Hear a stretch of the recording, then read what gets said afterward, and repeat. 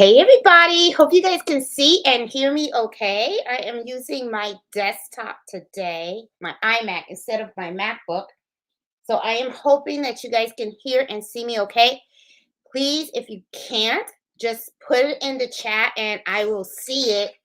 But I'm going to keep rocking and rolling because I think you guys can. All right, guys. So what are we going to be talking about this Friday night? We're going to be talking about the ups and downs, the decisions we need to be making regarding embroidery. There is so many decisions we got to make, and I know I'm going to touch a little bit on the business side, but for you guys that are just doing this as a side hustle, or even those of you that are even just doing it for fun.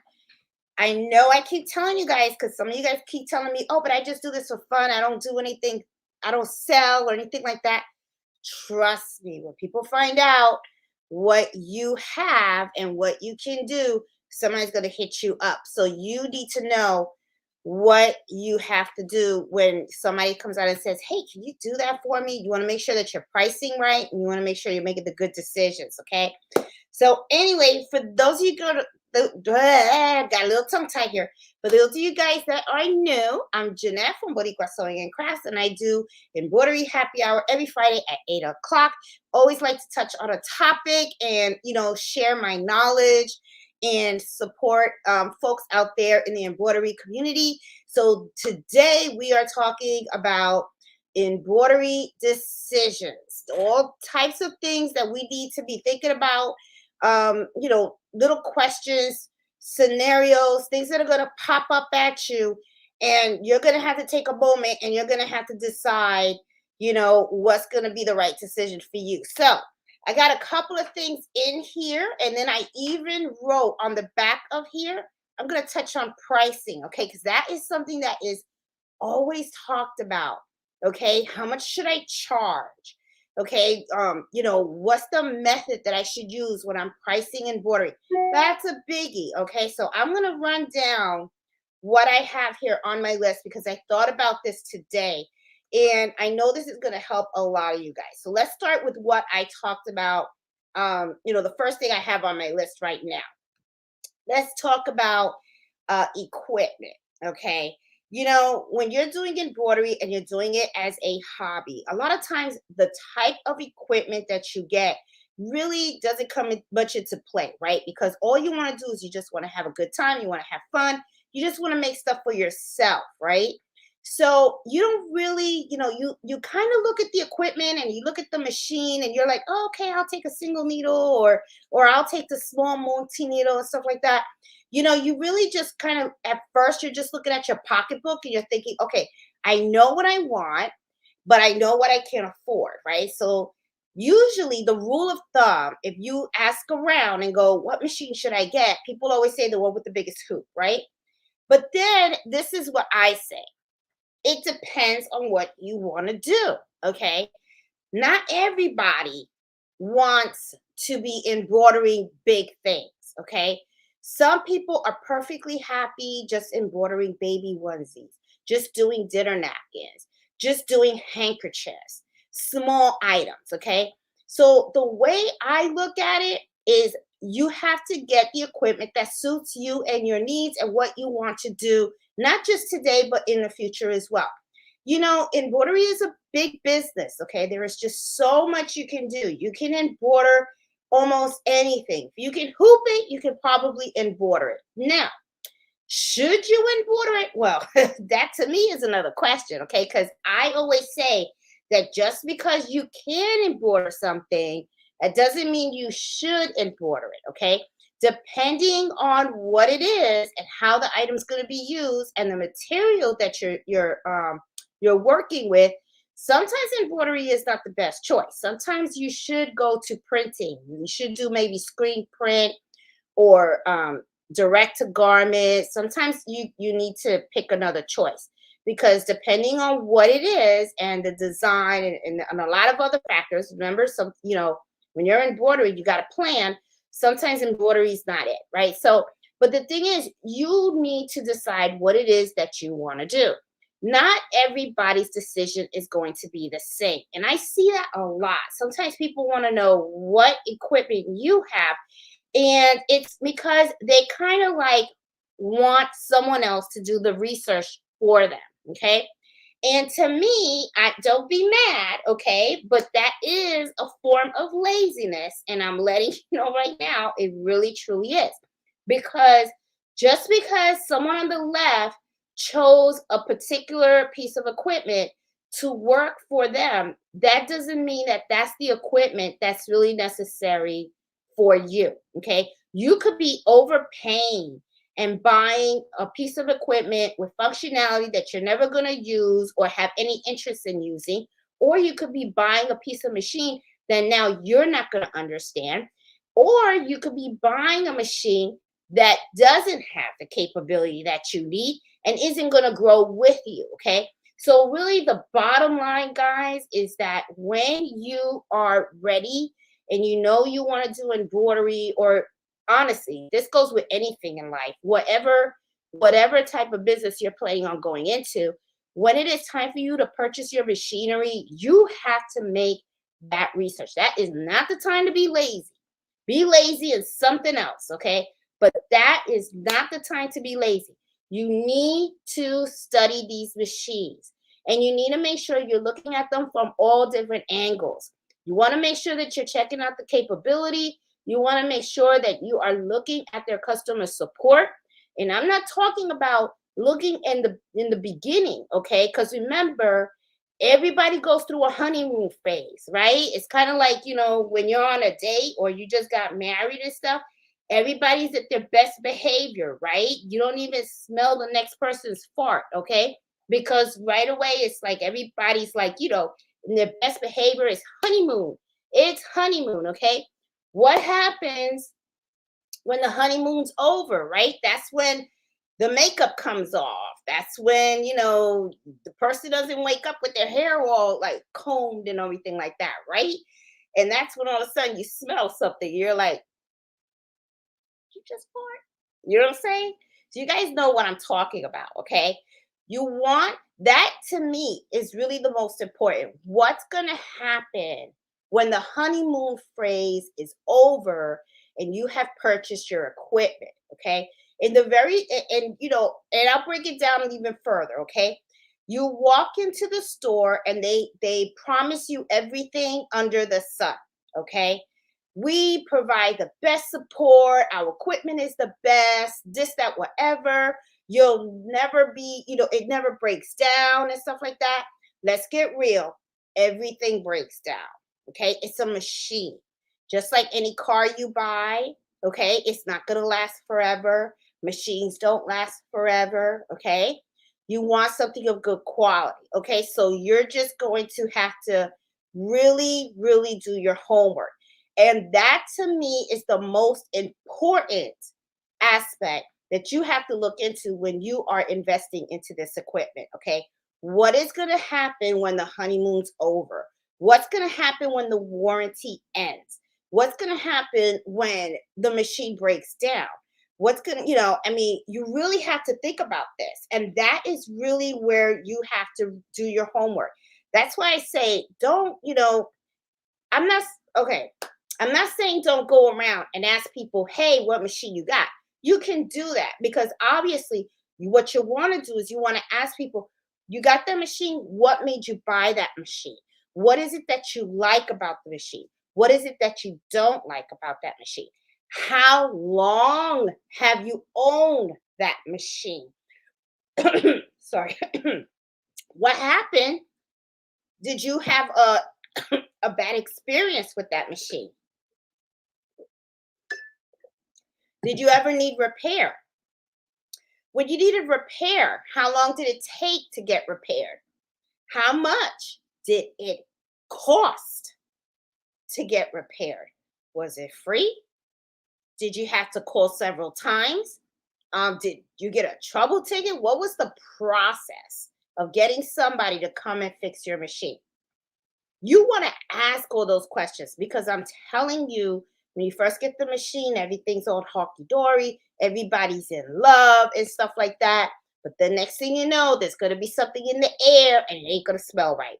And then you want to know what's going to happen at that time. You want to know what the expectation is going to be, okay? And you want to talk to not just one person.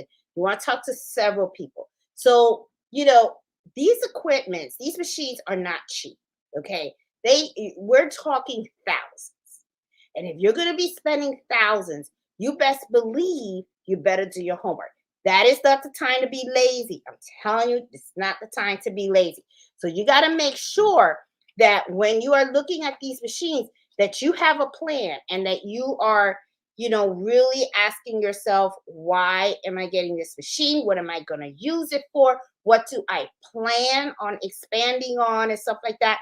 Even if you're a hobbyist, you want to make sure that you are getting what you need. I want to make sure that I touched up on everything. I think I did. I touched everything on the machines, okay? And you got to remember too, there's a lot of machines out there, a lot of different brands, okay? There's a difference between all those brands. Don't just look at the number of needles. Ask about the capabilities that those brands offer, okay? What is it that that machine does that the others don't? Okay, like, what is it that this machine does that the other, that what is A, what is B, the functionality? Do a comparison. Okay, you got to make sure that you do your homework. I'm telling you, I see this all the time. People always come out and say, oh, well, they got that machine, so I just bought the same machine. And then next thing you know, they have problems because they don't understand the machine, or they have problems because they're not getting the support that they needed when the machine broke down, or the support when they found out that they didn't understand how to use the machine, right? Meanwhile, company, they got your money. I'm just saying, okay? Now, supplies. This is the one thing where a lot of people kind of mess up on, okay? Even me, okay? There is just so much supplies that go into embroidery that sometimes you can make the big mistake of overbuying and underbuying. You got to find that balance, okay? Um, there are a lot of supplies out there, a lot of gadgets to make your life easy. But the thing is, you got to make sure that when you are buying a gadget, that you understand why you're buying it, and you have to make sure that it's something you're going to use. This is not for the cheap in the pocketbook. I'm telling you, it's very, very expensive. Mighty hoops, almost $200 a pop. Well, they're not like 200, but they're like 135. I think the 135 is the cheapest mighty hoop, okay? And that's the 5x5. Then you start to get bigger and the price goes larger. You need a hooping station, you're talking about a couple hundred, okay? I mean, it gets up there. It gets up there. And I'm still buying my hoops, okay? Because now I have a third machine, okay? So now I have to buy the hoops for that machine. So, there's just so much that you have to consider regarding supplies. The threads, okay? Everybody, at first they start off with the little box. The next thing you know, I see a whole bunch of people buying all these big combs, and then the big combs are just sitting there. And I'm thinking to myself, okay, are you using that? It's just, stick to the small combs. When you go through the big combs, you go to the big combs when you need to replace a color that you're using all the time. Like, let's say you use a lot of black, white, brown, beige. Those are colors that I use. The other colors like pink, blue, purple, stick to the small ones. I don't use them that often, okay? So you got to make sure that you have a very good balance when it comes to getting the supplies, all right? Because a lot of times what happens is people go, well, how much should I buy? Should I get more? Or I should have more in stock. There are certain things that you should buy in large quantities, and then there are some things that you just need a handful. But a lot of times people go crazy and they end up buying a whole bunch, and then next thing you know, it's like you got all this stuff. You don't need the stuff. You just need what you need. Okay. So make sure that you always keep an eye on your supplies, have an understanding of what you use and how you use it so that you don't overbuy constantly. Another thing, blanks. Know where you're getting your blanks. If you're in business, you should not be buying blanks retail. You should be purchasing wholesale. Okay? Honestly, seriously. I know that some people say, oh, well, I kind of like buying them wholesale because I get them a lot quicker. Well, you know what? You need to stop that for the simple fact that you're spending more money on those blanks. Okay. Why are you paying $5 or $6 for that blank when if you go get it wholesale, you would be paying half price for one? Why? That cuts into your profit margin. Okay. What ends up happening is that you end up, spending more money on your blanks when you could be getting more blanks for less money. Okay. Now, a lot of times people say, well, I don't need that many. Well, this is the a myth that I hear all the time. I don't need to buy 1,000. You don't have to buy 1,000. Okay. Like I get the baby blankets. You can buy as little as 50 or 60. If that is your bread and butter, and what you do is you embroider a lot of baby blankets and stuff like that, just buy 50. You don't have to buy 50 of one color, okay? Just buy the colors that you want to sell, and just buy 10 of each, and then just keep track and inventory them. But why are you gonna spend $25 on a baby blanket when you could have got that blank baby blanket for $7? You know what I'm saying? Because remember, the more your blanks cost, the more you're gonna be increasing your price. The more you increase your price, the customer may or may not buy it. You know what I'm saying? You remember, you want to make it affordable, but at the same time, you don't want to gyp yourself. And let's say you don't lower the price. I mean, you're going to keep the price the same. Well, guess what? You have more money in your pocket if you ended up buying that item wholesale. I'm just saying, be smart about where you get your blanks. Don't just get your blanks from anywhere. Price compare.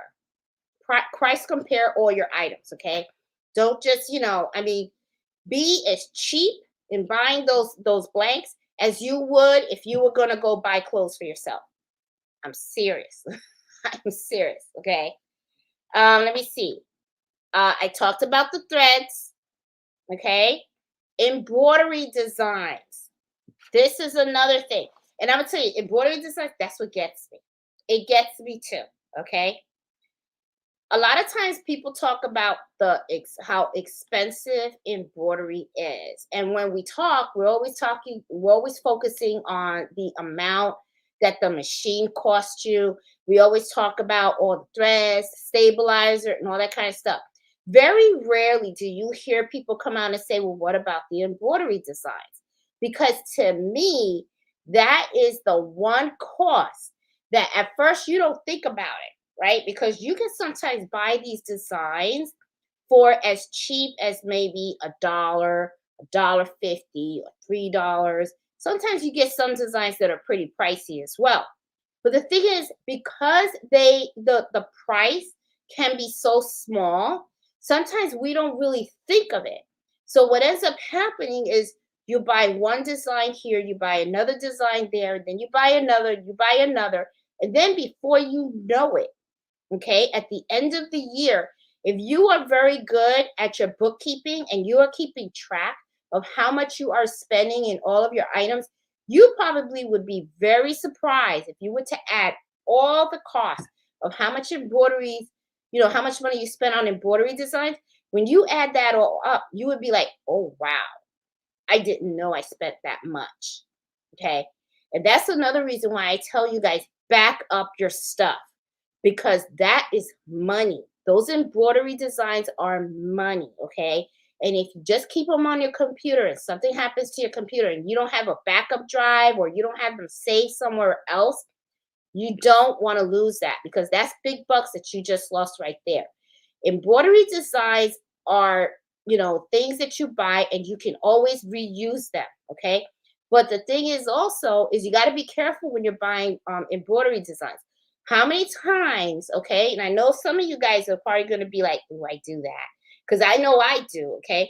How many times do you go looking at embroidery designs and you go, "Oh, that's cute. That's cute. That's adorable. Oh, I like that. I like that too. Oh, I could use that." And then you're putting it in your cart, your shopping cart, and you have it in your shopping cart. Oh, let me add that too. Oh, I could use that. Oh, that's going to be a good seller. And then add it, you add it, you add it, you add it.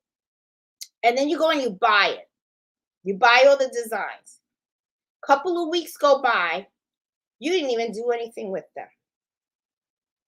You have them, downloaded them.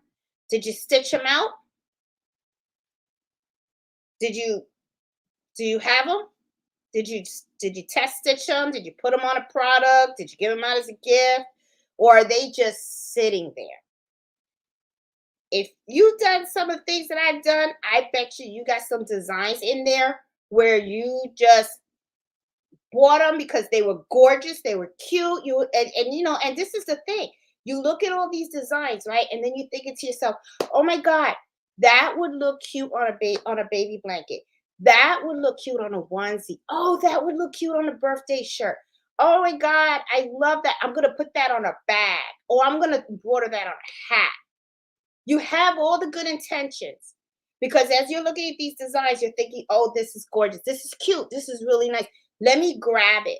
And then let's put a little more sauce on there, okay? They're on sale. So they're on sale, right? And you're like, "I'm going to save. Oh my God, it's 50% off." So that embroidery design was $5. So that was only $2.50. Let me put that in the cart. And you put it in the cart, and you put it in the cart, and you put it in the cart. Next thing you know, you buy it. And then what did you do with it? And then think about it. Really, let's think about it. You bought it, you used the coupon, 50% off. You got it on your computer, but you're doing nothing with it. Did you save money? Is that saving money? No, it's not. It's not. Okay. Now, don't feel bad because I do it. I do it too. Okay. Because, I mean, it's like, I mean, what? But the thing is, what I'm saying is, watch out for that. Watch out for that. That can be a downside. That can truly be a downside. And it's not intentional, but it's just because you see something and then there's a new trend, or you're like, "Oh my God, those designs are cute. Look at that new font." And how many fonts? I mean, I don't even want to tell you how many fonts I bought because I thought it looked cute. And then when I go to use the font and I type the name out or something like that, it just doesn't look right. For some reason, it don't look cute anymore. And then what ends up happening is I have a set of fonts that I paid for and I'm not really utilizing it. So you got to be careful with that. Got to be careful with that. Seriously. Stabilizers. There are so many stabilizers out there. There's cutaway, tearaway, sticky, no-show mesh. I mean, there's just different weights. You can get them in black. You can get them in white. I think I remember I saw some stabilizer in like a nude color, like a beige color, something like that. There is just so much. Okay. Don't overbuy the stabilizer either. You know what products you put out there. Okay. You know what your customers are buying from you. You are very well aware of what your best sellers are. Okay. You know what it is that you do for your business, for your embroidery business. Okay. If you do a lot of shirts and clothes and you embroider logos and all that kind of stuff, you know you use a lot of cutaway. There you go. So now you know where you need to stock up. Okay. Do you need a lot of no-show mesh? Probably not. Unless you do a lot of baby onesies and stuff like that, then maybe you would use no-show mesh. Okay. But Be aware of what it is that you do. Okay, let me close this. Be aware of what you do. Okay, be conscientious of it. You know what it is that you pop out of your shop. So you know exactly what it is that you need to buy a lot of, and you also know what you need to buy a little bit of. You got to be very careful about that, okay? Because if you buy a lot of everything, then chances are what's going to happen is you're going to have a bunch of stuff that you don't use that much, okay? Like for instance, I don't really use no-show mesh. I have one roll of no-show mesh. I don't need any more. That's fine. However, tearaway, cutaway stabilizer, I use them all the time. My tearaway stabilizer, I use them all the time for the kitchen towels. I use them all the time for my dinner napkins. When it comes to the small businesses that come my way that need the logos and all that kind of stuff, cutaway. I use it all the time for my logos and all that kind of stuff. So I already know the stabilizers that I really have to make sure I keep in stock. Okay. Now, sticky stabilizer, I just have one roll, okay, because I really don't use that much. I sometimes use it for stockings and stuff like that. But you just gotta really be conscientious of what you are bringing in, okay? There's just so much stuff you can get. Let's talk about the threads again, okay? Because I talked about the sizes and everything, but let's talk about the different brands. There are so many different brands of thread out there, and there's different types. Okay, you got polyester, you got rayon, you got what is that? Metallic. You got metallic. Okay, then you have the different types of you got Madeira, you got synth thread, you got nanny thread, you got King Star, you got candle. What else? What else? The the one I could never say. I think I said it right once. I think it's the Florina one. Which that one I have to tell you, I love the Florina because it's a shiny type of thread. Okay, they got the Brother Reed thread. There is just so many different types of thread. Okay, here's the good and the bad about that. The good is that you could end up with so many different colors that because I have purchased a lot of different types of thread because I like to look at it and review them and see if this thread what I would recommend or use and stuff like that. And you could end up with a whole bunch of colors. Okay, so when I have customers that come in and then they say, hey, especially when they have just one little project, I like having the different types of colors of thread because that way I don't have to go and buy. However, let me tell you some of the downfall of that. When I am dealing with small business owners, okay, and those are my bulk orders, okay, those little combs of thread are not going to cut it for me. For the simple fact that I have got to sit down with them and I have to show them a thread card. And for those of you that don't know what a thread card is, um, let me show you what it looks like. Okay. I have to sit down with them and we got to pick colors. So when it comes to dealing with small business owners and their logos, those little kits that I have, it's not going to cut it. I actually really go to Madeira. Okay. And the reason is because logos have a particular color, especially if it's a small business. Okay. You can't just pick any blue. You can't just pick any red or any yellow or a gray or something like that. It has to match the color of their logo precisely. So that's where this actually comes in. And I find it extremely, extremely helpful for the simple fact that I sit down with the business owner. We have their logo on a piece of paper and I assist them. I don't pick for them. I ask them to pick. And if they need a particular blue, okay, just so you can see the different types. And as you can see, this is huge. Okay. So they'll go ahead and they will pick the color thread. Okay. And then I will go ahead and I will order it. Now, does Jeanette order the big comb or the small comb? Well, it depends on the customer. Okay. It depends. I have had customers that they have ordered 50, 100 shirts. In those situations, I will go ahead and order the big combs, even though I know that I will still have leftover thread from those orders. Chances are, and most likely, that's usually it is what happens. Those customers do come back for repeat orders. Okay. And what ends up happening is they're like, okay, I don't want polo shirts. This time I need you to embroider a jacket. This time I need you to embroider a towel or a bag and stuff. And I already have their colors in stock. For every customer that comes here, I already have a folder for them. And in that folder, one of the things that I do is I have a copy of their logo. I keep track of the colors that they pick. I always know what pricing they get. Okay.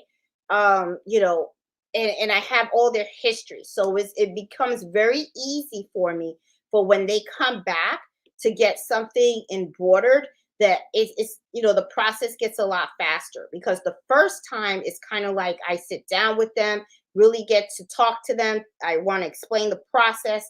I want them to pick their color. Okay.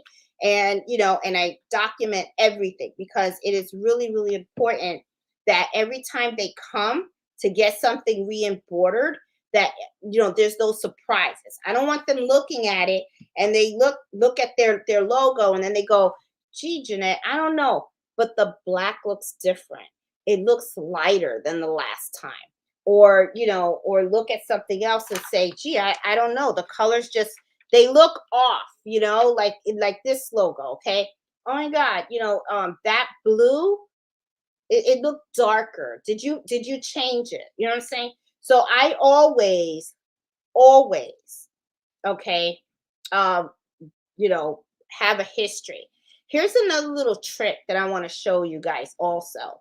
This is a customer that, you know, and I do this with all of my stuff, okay? When I embroider a logo for a customer, okay? One of the things that I like to do, and I'm going to use this is a logo. I want to turn it around, and as you can see, it's going to be little scribbles on there. I don't know if you guys can see, okay? I usually take a pen and in the back of it, and this isn't the only place where I document this. I actually have it in their customer folder as well. But I always like to write down the color number that I use for that particular logo. That way, if I just grab this, I don't have to search on the computer and all that kind of stuff. And then I can always like, you know, I know what color I used. You know what I'm saying? So, you know, always, you know, be conscientious of that and stuff. So, you know, threads, you know, you don't need a whole bunch. But you know, I would prefer if I had to do it all over again, okay? Because I still, you know, I mean, I have a lot of thread here of different colors that I haven't even opened, okay? But if I had to do it all over again, what I would do is get one set, and then I would invest in the color chart, because in the color chart, then you can order from here as you need from your customers, and then build your stash, and then just, you know, and replenish the colors that you use the most. That's what I would do. But as you can see, I already have all this thread. But any new thread that I buy, you best believe that it's already thread that I use the color and stuff. So yeah. So let me see. All right. I talked to you guys about the embroidery designs, talked to you guys about blanks, talked about thread stabilizer, and the products. Now, let me talk to you guys a little bit about marketing and the branding. Okay. There's a lot of tools out there to help market and brand your business. Okay. Now, that could be a good thing and it could also be a bad thing. Now, the good thing is that of course you want to brand yourself, right? You want to put your name out there, you want people to know who you are, you want to know what service you're providing, and you want to attract customers. This is the bad thing, though. The bad thing is that when you are selecting a tool, a service tool, or something to help you market yourself, you better make sure that it's something you're actually going to use. Okay. I have tried several things to try to grow the business. And then I ended up finding out that what I was doing was just too kind time consuming. It was hard to understand. And I was just like, whoop, that was a waste of money. Okay. I could have kept that money to myself. So, when I'm talking about different branding, I'm talking about like building websites and all that kind of stuff. Sometimes you can't do everything yourself. Sometimes you do have to hire outside. And don't ever be afraid of going out there and hiring extra help. Okay. You have to. All right. For the simple fact that you can't do everything. All right. I am a one person business owner. I mean, my husband helps me, but he just kind of helps me when these babies kind of like, you know, not that they break down, but when my needle threader breaks or something like that and stuff, and I'm just too busy to fix it myself, he'll step in and he'll help me with all that stuff. He's not into embroidery, he's not into any of that kind of stuff and everything. I mean, even when I asked him, can you hold the camera for me to videotape and everything? All he would do is go to Amazon and he would buy me a tripod and go, you need a new tripod. That's what you get. Okay. This isn't his thing, which is cool, okay? Because it's not his thing, it's my thing. So I got it, okay? But the thing is, you want to make sure that you're not like spending money on all this stuff and then you don't end up using it, okay?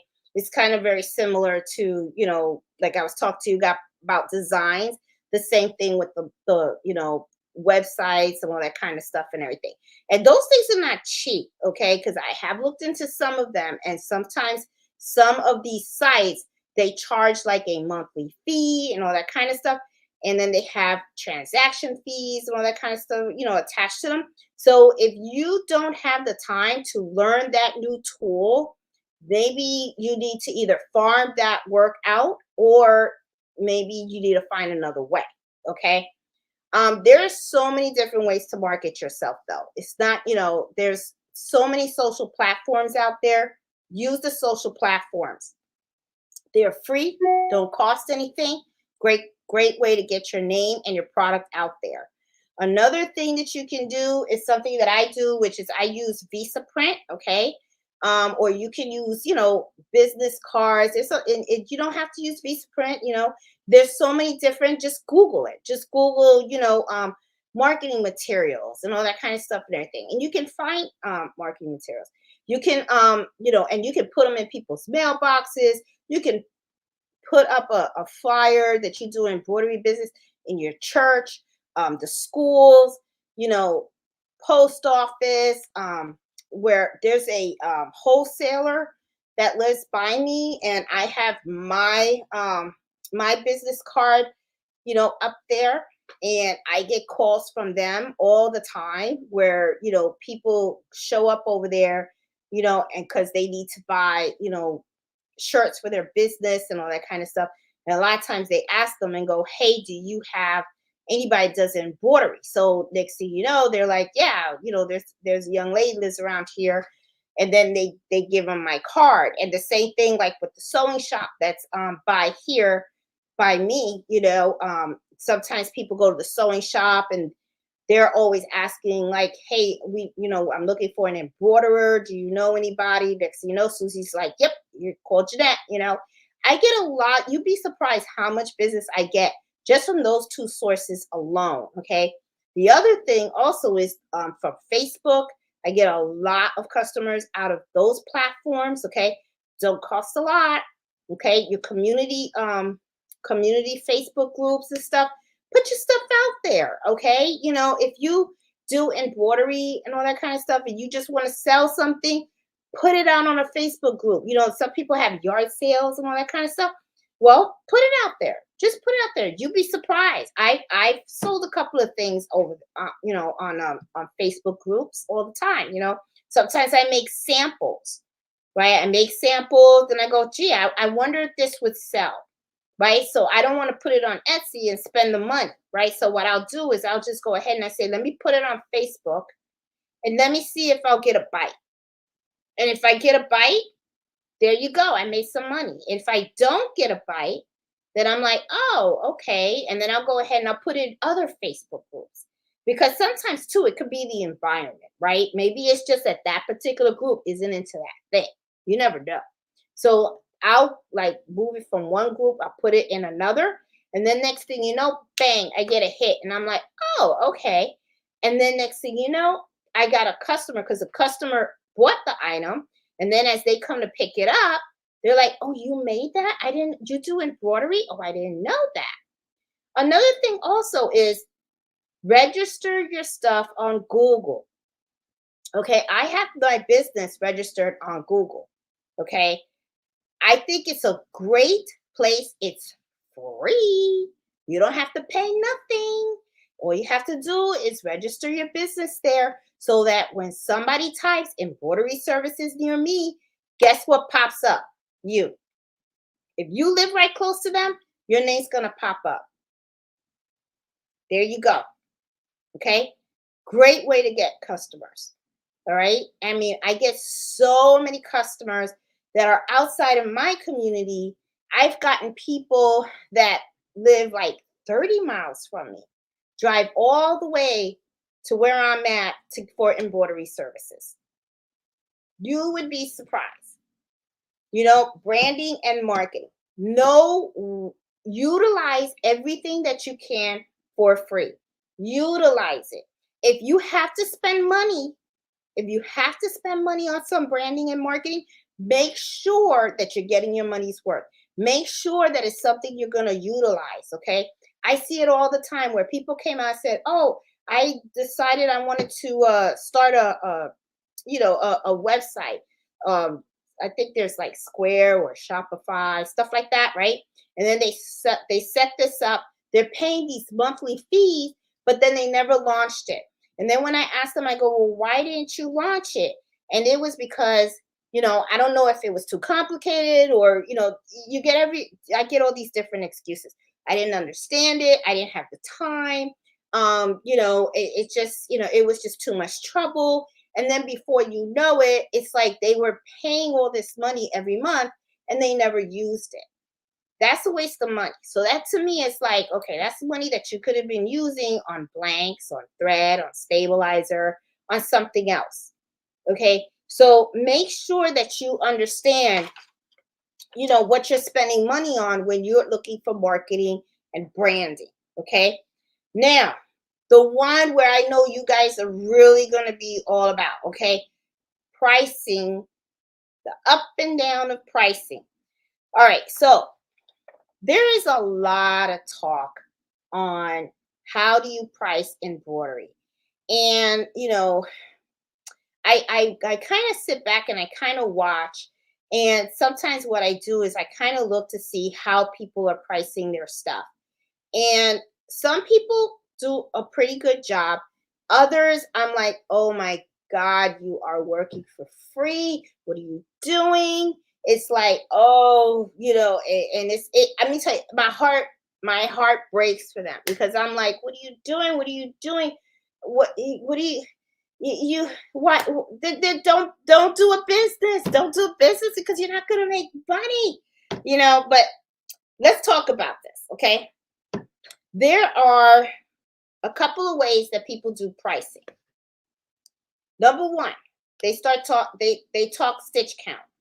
Okay, I'm gonna charge $1 per 1,000 stitches. Okay. Or $1.50 for every 1,000 stitches. That's how I'm gonna do my pricing. Now, would I do that? I'm not gonna say that it's a bad idea, but it's not a good one either. And I'm going to tell you why. Because not every stitch is the same. Let me see. How am I going to explain this? All right, let's look at two stitch outs. These are two different companies that I have. As you can see, one color. White thread, black thread. Low stitch count. Do you really think that both of these, that you handle them the same? No.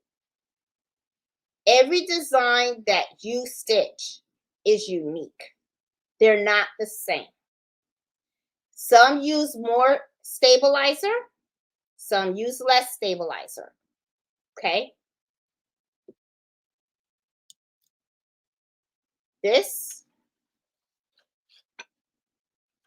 and this. These are other two companies. Okay?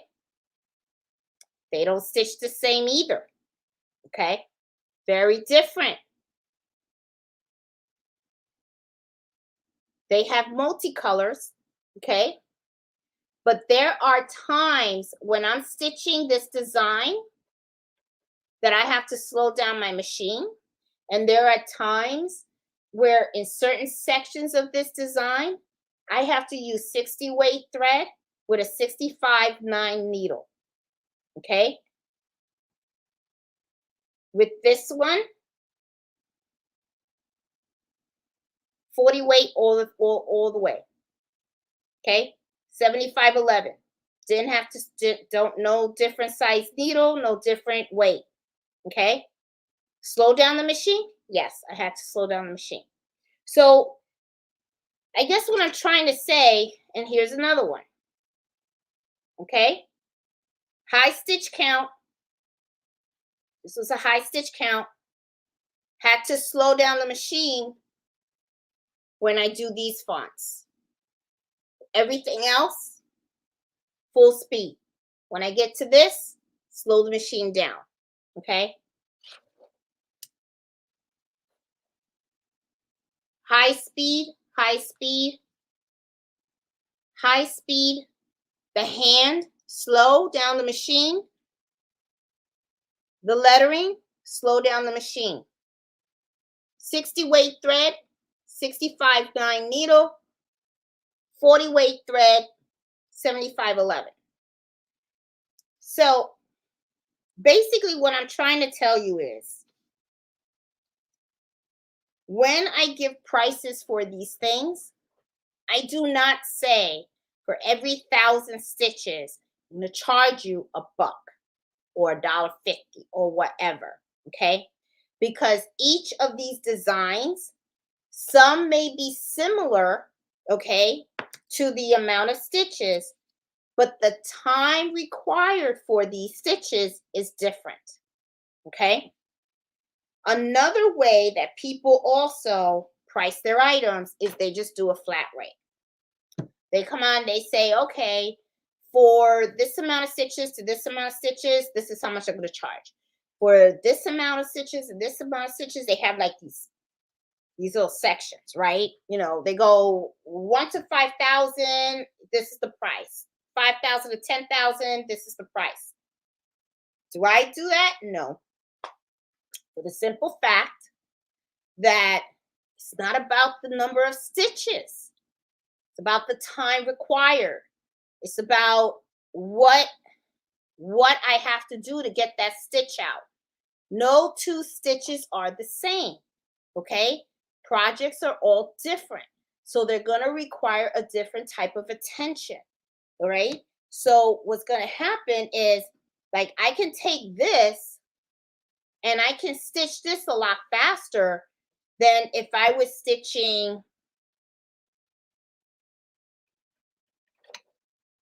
this. Okay? This is faster. This isn't. Why? I'll tell you why.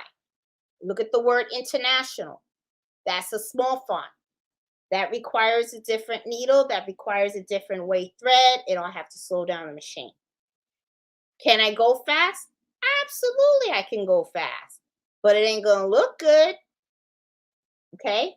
Quality matters. Remember, when you are doing embroidery, especially for customers, that embroidery is going to talk about you. Okay? It is going to shout your name. You want to make sure that when it walks out the door, that is good. Okay? So you know, I would not charge the same. Okay. So usually people do the stitch count, then they do something called flat rate. What do? I do custom rates. That's what I do. That's why I tell people, be very careful. All right. For the simple fact that a lot of times what happens, people are going to come out and say, hey, I want to get this embroidered. How much would you charge? How much would you charge? Can you tell me how much you charge? Can you tell me right now? I need to know right now. Can you tell me how much you charge? How much it's going to cost? It's just this little thing. How much does that cost? And then they're going to try to back you into the wall so that you can brought out a price. Never, never, never, never do that. You always say, oh, okay, well, I need more information from you, and then I will have to look into it and get a price to you. And I'm going to tell you why. Because if you don't digitize your own stuff and you have to pay someone to digitize, that's a cost. Also, after you get that file back, you don't know how long it's going to take you to stitch it out. There might be spots in there where you have to change the size needle or change the weight of the thread. You also might have to slow down the machine. And if that happens, that means that for you to stitch that design out, it's going to take longer. And let me tell you something. Your time costs money. So I do a combination, okay? That's how I do it. I talk about my time. I have a rate that I charge, okay, for my time. I know how much I need to charge for that digitizing. I also have to take in consideration the time that it takes for this to be in the machine. And I'm going to tell you why the time is so important. Because when this is in my machine, okay, if I'm stitching out your product in that machine, well, guess what? I can't stitch anything else because my machine is occupied. That's time, right? So I need to make sure it's worth my while. Now, am I telling you guys that you should go out there and tell people, hey, you want this? It's $500. No, I'm not saying that. I'm not saying to rip out people, rip them off and stuff like that. What I'm saying is when you are pricing these items, make sure that you are not just fair to the customer, but you better make sure you're fair to you too. I see too many people out there that are embroidering and they're doing a beautiful job and they're embroidering really nice stuff. But I also see that some of those designs are complex. I also know how long some of that stuff takes. And then when they tell me how much they charge, I'm like, oh, Jesus, you might as well did it for free because you gave them a gift. All right. And this is the other thing too. People are not dumb. Okay. They're not going to come out and tell you, wow, that's a bargain. They're going to be like, oh, is that all? They may not even tell you, oh, that's all. They're going to be like, that's all she's charging. That's what they're thinking. Oh, she's just going to charge that much. Okay. Yes. And next thing you know, they'll come with boatloads and boatloads and boatloads of stuff. And then as time goes on, and then you start realizing, wait a minute, I'm embroidering for free. And then you up those prices, problem. I'm telling you, be very careful how you price your items. You want to make sure that you are doing yourself justice. Not just, of course we want to take care of our customers because I know I do, okay? I'm a small business owner just like they are. I know it's hard for them just like it is for me, but it's about fairness. That's why I don't haggle prices because I know when I tell them that estimate and I say, okay, this is how much it's going to cost to embroider this item, I know right off the bat I'm being absolutely fair. And if they come out and they try to wiggle me or whatever, I'm like, we're not playing that game. Okay. So, but the thing is, know your stuff. Okay. Do the homework. Okay. Don't just come out and say, oh, I just booked my nail. Don't just come out and say, hey, oh yeah, I can do that for $20. I can do that for $20. Because you know what's gonna happen? They'll change up the design on you. They will. Let me get my nail file. They'll change that design on you. And then next thing you know, that $20 you're gonna be like, oh shoot, now I feel gypped. That's what's gonna happen. This is gonna bother me. That's why I'm sorry, guys. But that's what's gonna happen. You're gonna feel gypped, you're gonna feel used, and nobody wants to feel like that. Nobody wants to feel like they got taken advantage of. So trust me when I tell you guys, when you are pricing, make sure that you are pricing your stuff right. Okay. I mean, there are different ways to price it. There really are. There's a lot of different ways to price stuff. Okay.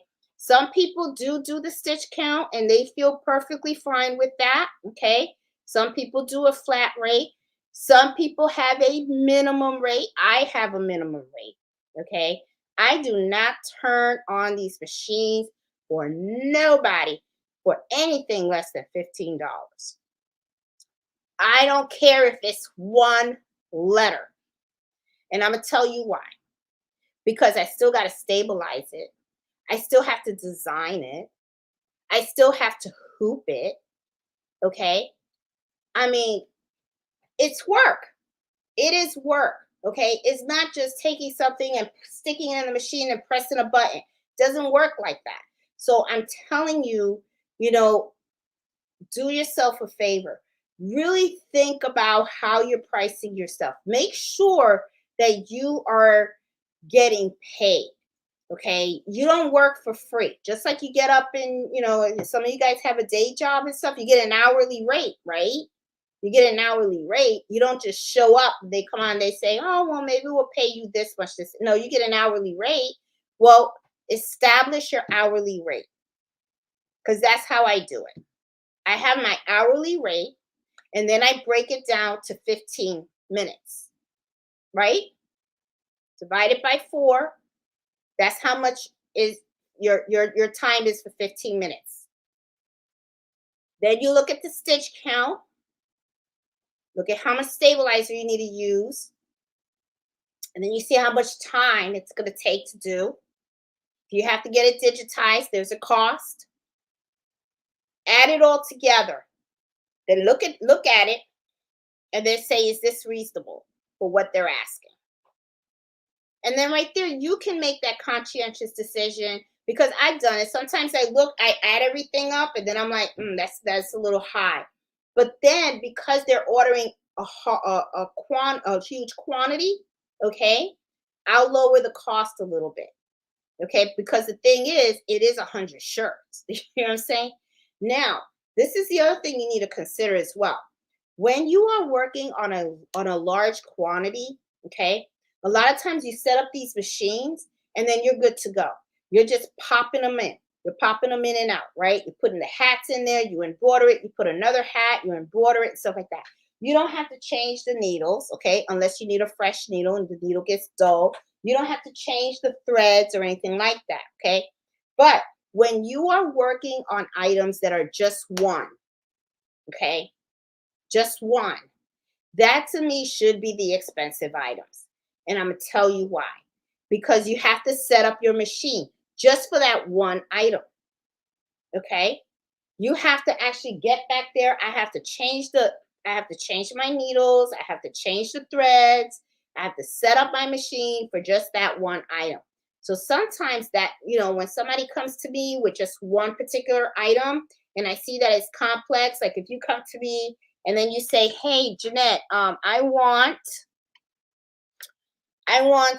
this logo and I want it digitized. And then I go, okay, how many items?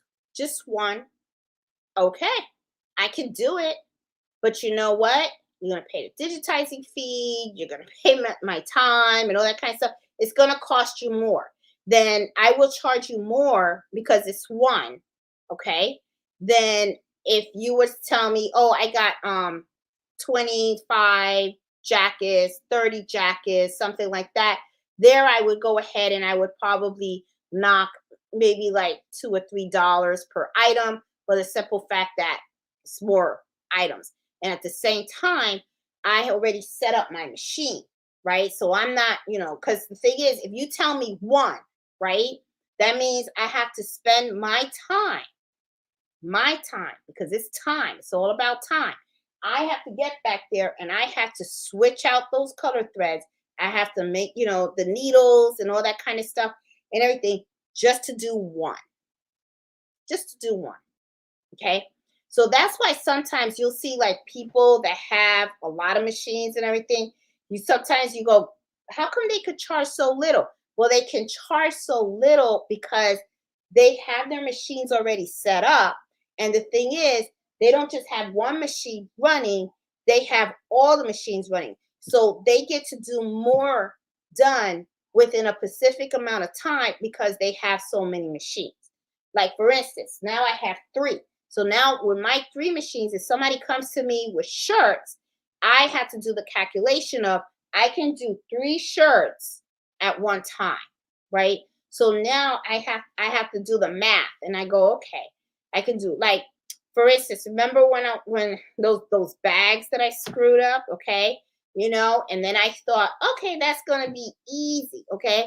Well, I screwed up on that one, okay, because I gave the price as if I was gonna run those 50 bags on three machines. And I didn't realize until I actually got them and I hooped it that I only had thread for one machine. So I got screwed. So what did I do? I had to just run all 50 bags on one machine instead of having all three of these puppies barking and pumping them out. And I would have had a shorter amount of time. But instead, I had to do 50 bags on one machine because I did not, it just didn't hit me that I didn't have the thread for the three machines until I actually went to put them on the machine. And then I said, oh, screwed up, you know? And I priced it that way. The estimate that I gave the customer was on three machines versus one. And the thing is, I should have known better. What I should have did, and going back to a couple weeks ago, what I should have did was I should have said, shoot, tell the customer I gotta wait till I get more thread, and then I would have had the other two puppies barking, and they would have been fine. Right, Mello? Mello's back there sleeping away. Right, Mello? I don't know if you guys see him. There he is. See, Mello? Yeah, he's still dramatized from that order. Right, Mello? We're dramatized still. That's all right. Okay. So I wanted to talk to you guys about that, about the pricing and stuff, because there's so many questions about it. And the thing is that I find really interesting is that everybody always comes on and says, well, what should I charge? And then they think that that's the magic number, right? They go, oh, I should just charge this and that's it. And to me, I'm like, you guys are missing it. You guys really are missing it. Okay. This is how I see it. Okay. Embroidery is custom work. No two orders are going to be the same unless you're actually doing the same thing. Okay. So everyone has a different logo. Everybody picks different colors, and logos and orders sometimes are very different. Okay. And then depending on the fabric, you're going to be using what kind of stabilizer. Sometimes you got to double up the stabilizer. There's just so many things. It's just like we've always talked about in the past, how, when you are going to embroider, there's so much planning that you have to do. A lot of times people have this perception, I'm going to stick it in the machine, press the button, it's fine. Man, you do that, you're going to end up with a mess. Okay. It could, if you're lucky, it might come out good. Okay. But if you have really took the time to plan that project and make sure that you use the right stabilizer, the right thread, and you took your time, that thing would have came out great. Okay. But people really don't know that. And the thing that really people forget about is the time factor. They always focusing on how much thread and the stitch number and the cost of the digitizing, but they forget to pay themselves. They forget the time. Okay. And that to me is just as equally as important as everything else that you consider. So you really, really have to think about that, because if you don't really learn how to really price your items well, you can forget about it. You're not going to do well in this business because you're not going to make the money. You're just, I mean, and if you do make it, it's not going to be at the potential that you should be making. And people are going to know that you're not pricing your items well, and you're going to be taken advantage of. And then at the end of the day, you're not even going to feel good. That's not, and to me, that's like, it's not good. It's a recipe for me for disaster. So it's like, you know, I would really sit down and think about it. And, and there's something that I also noticed too. A lot of times when I talk to people and we start talking about pricing their embroidery, I notice that the reason why a lot of times people price so low is because of fear. They're afraid that the customer is not going to be willing to pay what they're truly their value. Okay. They're afraid to ask what they're really worth. And it's like, to me, it kind of tells me like, okay, it means your confidence levels could be a little low, or you're afraid of somebody walking away. Well, I'm going to tell you this, okay? Let them walk. Let them walk away.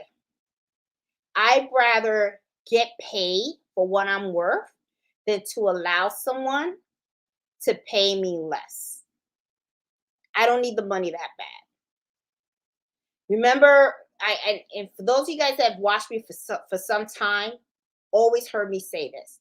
Not every order is a good order. I turn down orders all the time. I turn them down. Okay. I turn them down because the customer, I could tell they trying to hustle, or I could tell the customer is just difficult. You could tell by a person's demeanor. And this is how I look at it. I just don't like the drama. So to me, it's like, I'll turn it down. I do this because I enjoy it. I do this because, it's something that I like to do. I'm not going to let somebody take that joy away. You got to be confident in what you do. Okay. If you are going to, if you're not confident, let me put it to you this way. If you're not confident in demanding what you know you're worth, then that means you're not ready for the business. Honestly, you're not. That means that you're not confident in the quality of your work. You're not, it's like you don't feel like you're ready. You know what I'm saying? So to me, it's like, maybe this is not the time right now. I'm not saying you can never do it, but what I'm saying is you're not there. Okay? When you're running a business, you have to make sure you're confident. You got to make sure you're standing by your product. You got to make sure you know what you're doing. Okay? That's what you have to do. That's not the time for you because you got to remember, this is your business. Okay? You set the prices. So, you don't want customers coming in telling you what they're going to pay you. You know what I'm saying? So you got to make sure that, you are strong enough in your confidence and in your skill set and everything, so that when you come on and say, okay, did all my research and everything, this is how much it's going to cost. And they're not happy, just go, okay, no problem. That's my price. That's it. That's my price. You don't have to be, there's no haggling. I don't do the haggling thing. It's like, don't even go there with me. It's like, you're wasting your time, you know? And stuff. And let me tell you, I do have customers that I tell them the price, they are fine with it. I told you guys I got my appointment calendar, okay? Um, and I'm pretty booked. I am pretty booked with a lot of orders, local orders that I have. So, and I haven't even had time to do YouTube videos that much. Thank goodness for these Fridays with you guys, because I have been so focused on getting these orders out. I already have 3 customers that'll be coming tomorrow. And those are, and I even have customers that have put in orders and I told them I cannot work on your order for another 2 months because I'm booked. Okay. And thankfully I'm doing that appointment stuff, and I am reserving slots for people's projects so I can make sure that I can tell the customer, okay, this is when I can work on your item. This is how long it's going to take. And then I make sure that I'm not taking another customer's order during that time slot because I have to work on that order. So, if you are running an embroidery business, make sure you are very conscientious of your schedule because two things can happen. I mean, you're going to overwhelm yourself because then you're going to be working, working, working, working, working. And because you want to meet these deadlines, you got to go over. And then what happens also is if something goes wrong and you overpromise, and let's say you had a customer come in and then you say, yeah, I can have that Monday. And then another customer comes in, sorry, and then I'll have that done on Monday too. You overpromised, somebody's going to get let down, right? Because you can only do so much. So that calendar appointment book is working wonders for me. I'm like, why didn't I think of this before? Because I have orders coming in and then I have people calling me and I tell them, I go, hey, I'm 2 months out. Sorry. And then we're in February. So then I got March, April. So May is the third month. So you know what May is? Mother's Day. And Mother's Day, I am super busy because that is when, my Etsy shop usually takes off Mother's Day, Father's Day, Christmas. Those are usually the 3 times per the year that my Etsy shop is like nonstop. I get a lot of orders during that time. During the year, the rest of the year, I do get orders, but it's not in the volume that I usually get during that time period. So because I know that, I'm very careful when I'm taking local orders during that time period because I already know that I have to anticipate for those Etsy orders. And you guys know I still work too. So my time is limited. So, I have to always schedule it. So it's kind of funny because like I think my husband, he was talking to, he was like, you work 7 days a week. He was like, you don't take a break. He goes, you don't even have one day where you do like nothing because he's like, you're either embroidering, you're meeting with customers, you're doing the books for the business, you're videoing, you're there's or during the week you're at the other job, and it's like constant, or you're on the phone with folks that need help with their stuff, because I do, I have had people reach out to me, from YouTube and stuff like that, where they, just need help with something, their machine's not working or something like that. And they'll like, text me, hey, can I do a video conference? And I'll, if I have 10 minutes or stuff like that, I'll be like, sure. And I'll text them back and I'll be like, show me. And then I'll try to help them and stuff. So, he's kind of funny because sometimes like he was talking to me the other day, he goes, you don't get burnt out. And I'm like, not really. And I'm gonna be honest, I don't think I get burnt out because I like what I do. I actually do. To me, I think that's important. When you do what you love, right? It's not work, right? So to me, it's fun, right? And I always feel like um it's me helping other business owners also.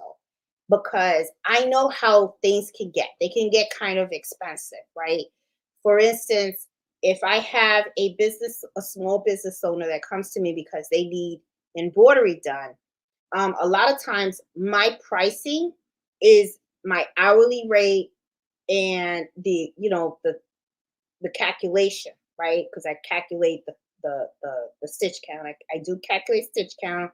I look at that. I'm not going to tell you that I don't look at it because I look at that. I also look at the time it's going to take, the thread, the needles, the stabilizer, all that good stuff. I put it all together, and then I'll come up with the estimate. The thing is also is if I had a brick and mortar house, right? Whatever. I don't think I said that wrong, but if I had a store, right, I would have to put in. I then have extra expenses, right? I would have a warehouse or whatever. I got rent, electricity, whatever at the other place. That's more of an expense. But because I don't have those expenses, because I actually work from my home, right?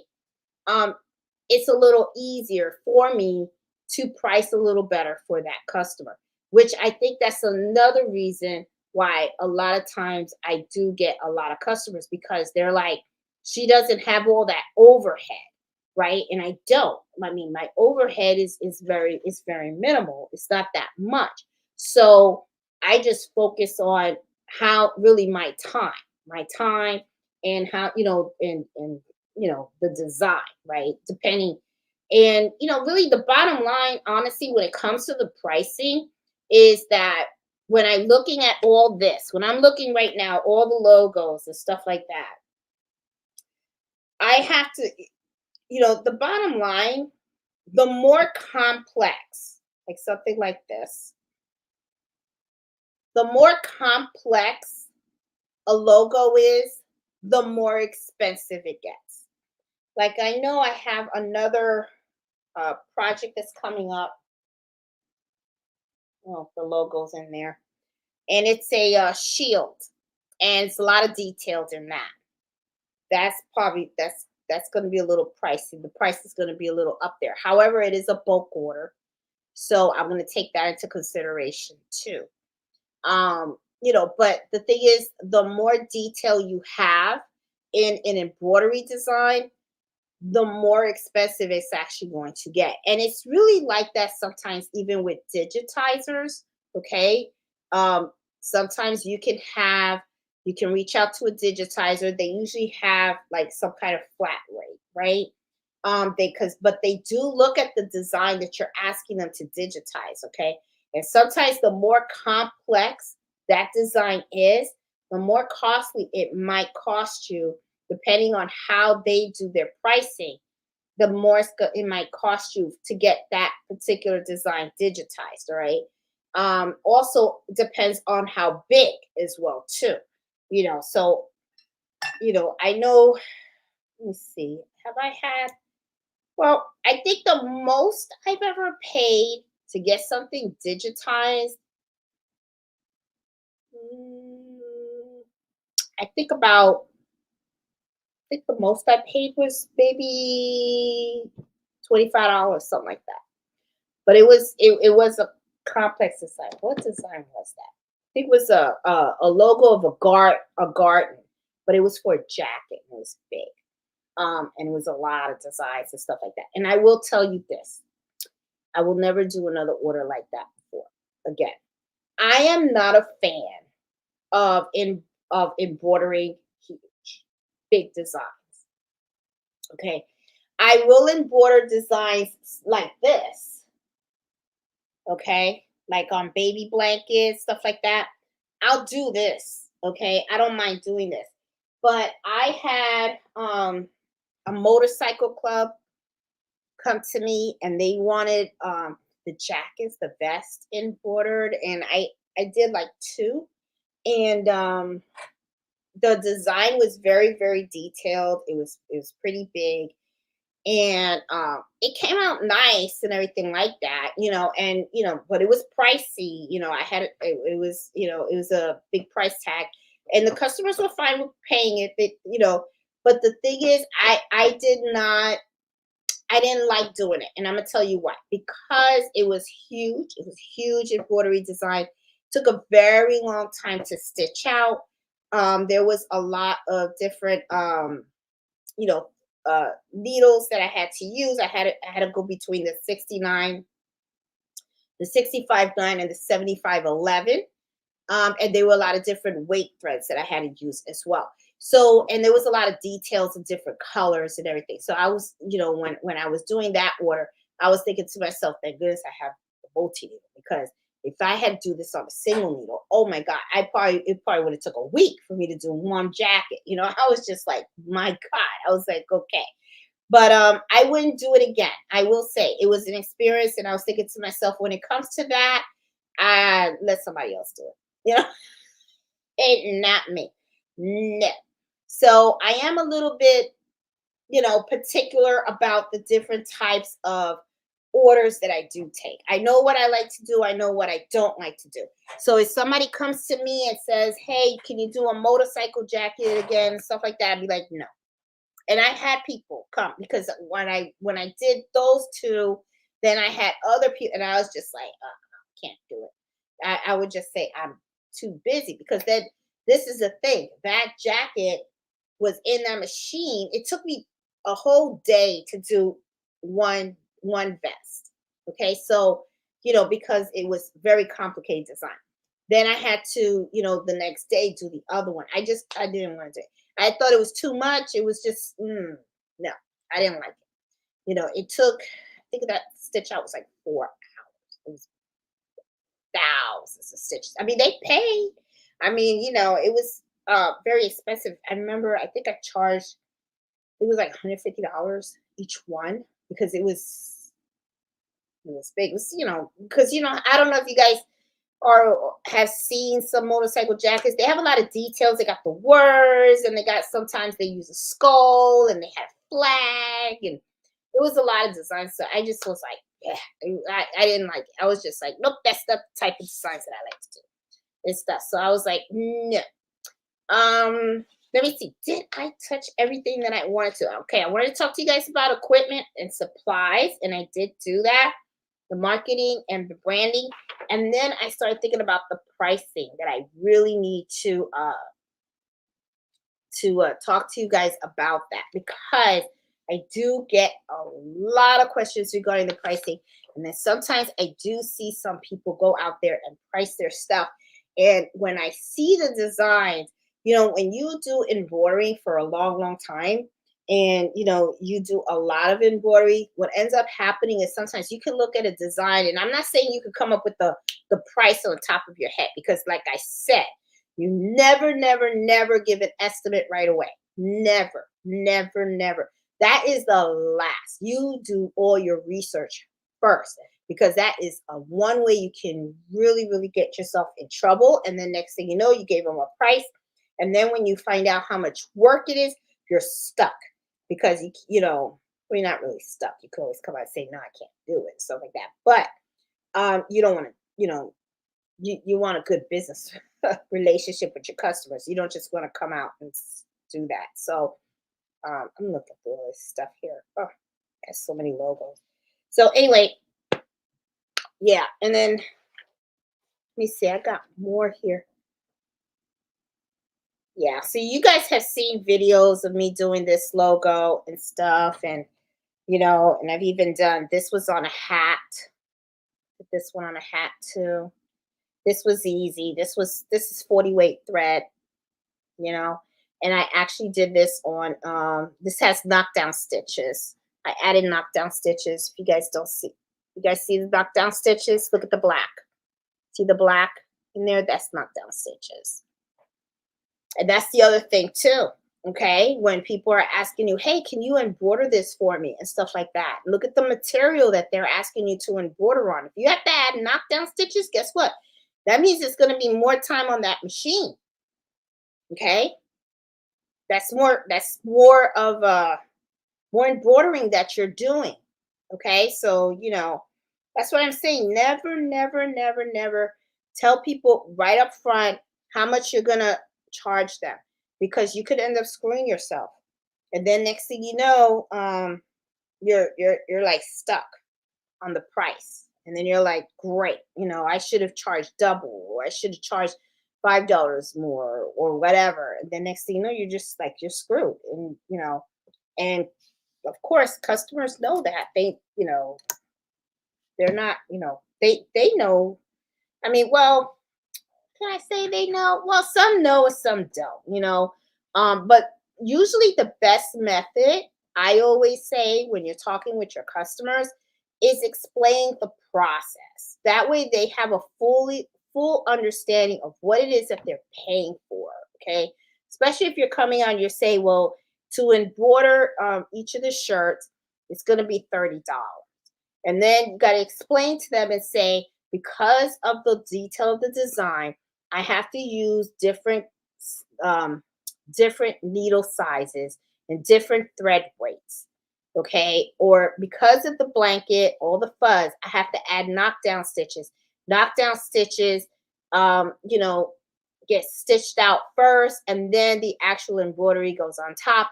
And it's pretty time consuming and stuff like that. So, you got to explain the process to customers. Don't just blurt out the price. Because I find that when you describe the process, when you tell them I have to double up the stabilizer, I have to use cutaway, I have to double it up, this is going to pucker, or, because of the type of fabric that you're using, I have to add the knockdown, or, I have to create a patch, which means that I have to get twill. Um, I have to buy poly twill to create your patch. Then I have to sew on the patch. If you explain the process, then trust me, the customer will be more understanding of the price of the item. Okay. Because you don't want you don't want to blurt out a price, and the customers sometimes, they don't do embroidery, so they don't know what you're doing behind these machines. They don't understand the process of the hooping and the digitizing and all that stuff. They don't know that. All they know is what they want, and they don't know everything that happens in between. Like I said, pressing that button is really the last step. There's so much that you have to do before that, which is why some people don't like embroidery, because I've actually met people that wanted to do embroidery, and then all they want to do is press the button on the machine, right? They get so excited that they just want to play with the machine. And then I'm like, no, that's the last thing you do. And when I'm teaching them, I'm telling them about the stabilizer, the fabric, the threads, the weights, the needles, they're bored, right? They're bored. They don't want to know anything, right? So all they want to do is press the button. And I'm like, that is the last thing you do. Totally last thing you do. Let me see. Everyone at the city. Let me see. Okay, so guys, I think I have hit today's topic and stuff. I hope I taught you guys something new tonight and stuff. About the ups and downs, and when you should buy more, when you shouldn't buy more. The increasing and the decreasing and stuff. Um, Let me see. I want to make sure that I hit everything. I did talk to you guys about the equipment and stuff. And I did emphasize about that honeymoon phase. You want to really find out what's going to happen when the love's gone. Okay. You want to make sure that your machine's going to be able to keep working and stuff. Machines break down. I'm telling you, everything always works when you first buy it, right? Like when you buy a brand new car, right? You buy a brand new car, it has that new car smell, and you drive off the lot and everything's happy and stuff like that. Well, tires wear out, brake pads have to be replaced.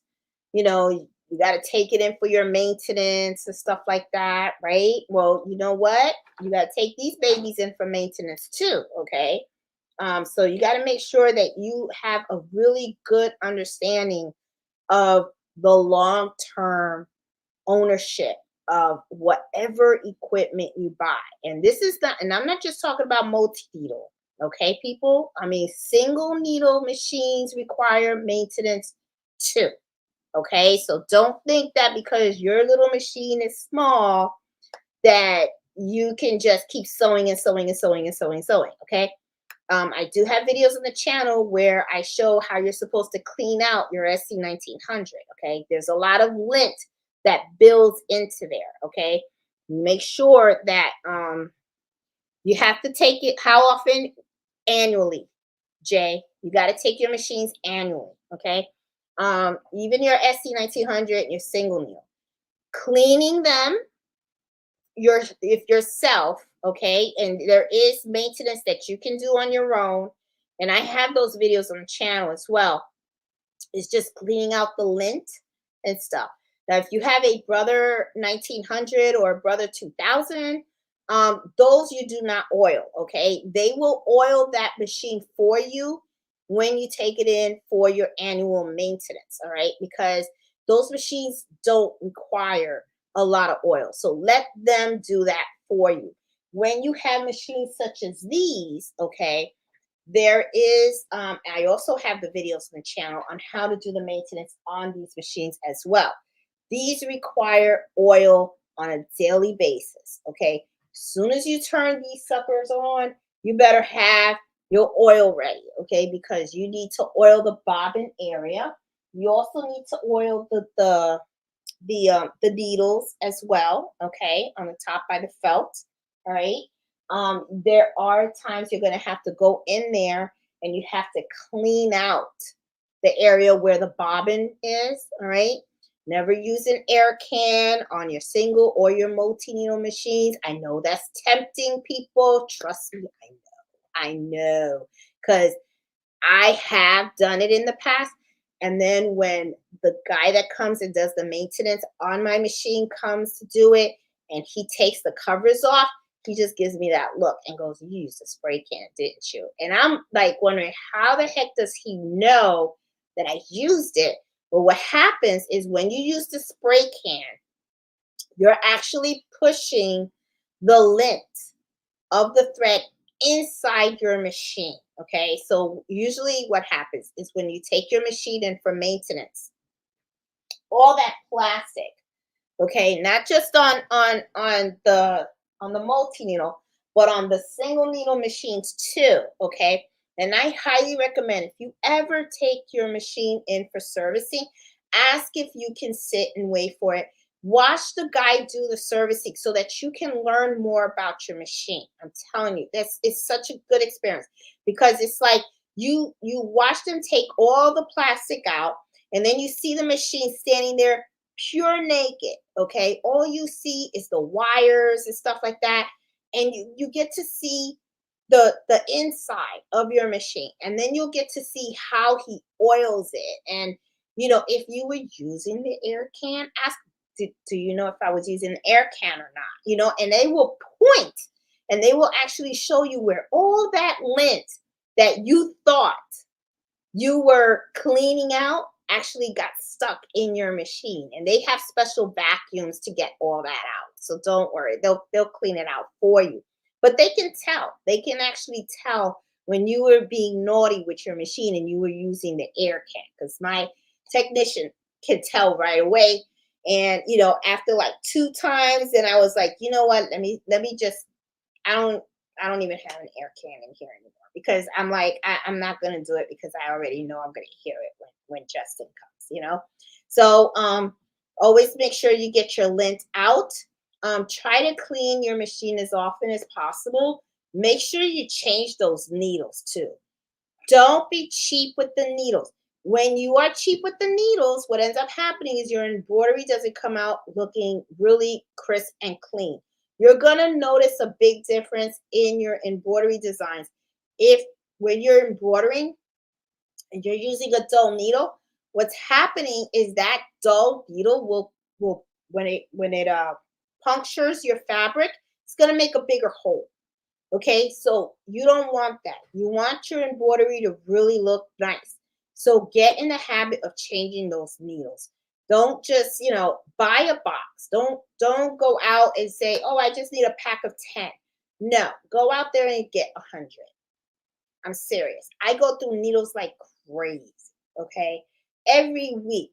I am changing the needles.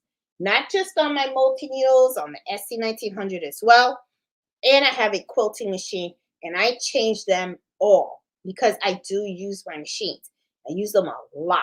So, and sometimes I change them more than once a week, depending on the machine and what I'm doing. A lot of times, sometimes I even change them in the middle of a project because I have had the machine running for so long that I'm like, okay, it's time for me to change it because the needle's going to start to get dull. You should be changing your needles after 8 hours of sewing. Okay. If you buy the more expensive one, the titanium ones, they can go a little longer. I don't buy those. I just buy the plain ones, and I just know every 8 hours, just, change them out. Titanium needles are a little more expensive. So I just kind of like stick to the organ needles, and I just buy the 100 pack. And usually what I do is I buy 500 needles at a time. Usually that lasts me pretty good. And I'm usually buying needles like twice a year, something like that. So there's certain things that I do buy a lot of, like for instance, my bobbins and my needles. I already know I can buy them by the bulk, and I'm good. Certain blanks I buy in bulk, like my baby blankets, I get them in bulk. But I don't go crazy, okay? Because I'm not, we live here, okay? So I can't have blankets all over the place in the house. So I do have a designated area in my basement where I keep all the baby blankets at. And I do keep an inventory. So when I start seeing that I get low in a particular color, I try to keep balance them so that way I have enough. Okay. And then I do sometimes sell the blanks as well, because sometimes people reach out to me and say, "Hey, Jeanette, could you sell me a blank?" Because they don't want to go out and buy the 50 or the 60. So I'll sometimes do that and stuff.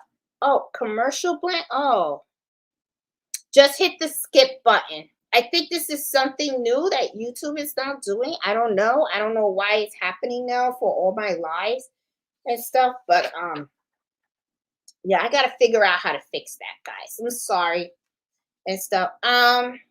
Okay, so I think I got everything. And then I did talk to you guys about the marketing and the branding. Um, and I did talk to you guys about the different size of the threads as well. The small, know when to buy those big combs and when not to. You know what I'm saying? There's a lot of people that I know that are in the embroidery business. A lot of times, when I look at what they use, they don't all use the big combs. The only time they use the big combs is when it's the colors they use all the time. You know what I'm saying? So just be aware that just because you don't have to buy the big combs all the time.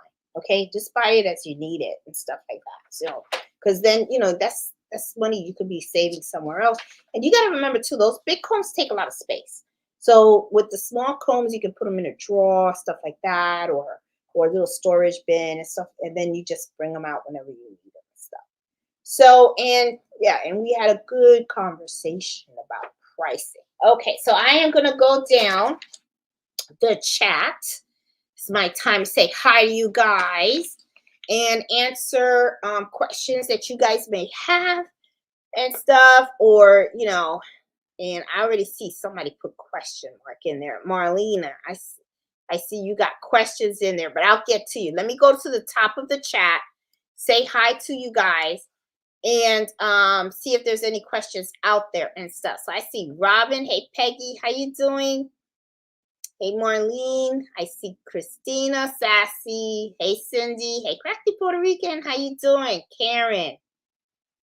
Hey, Miss Max. J Love.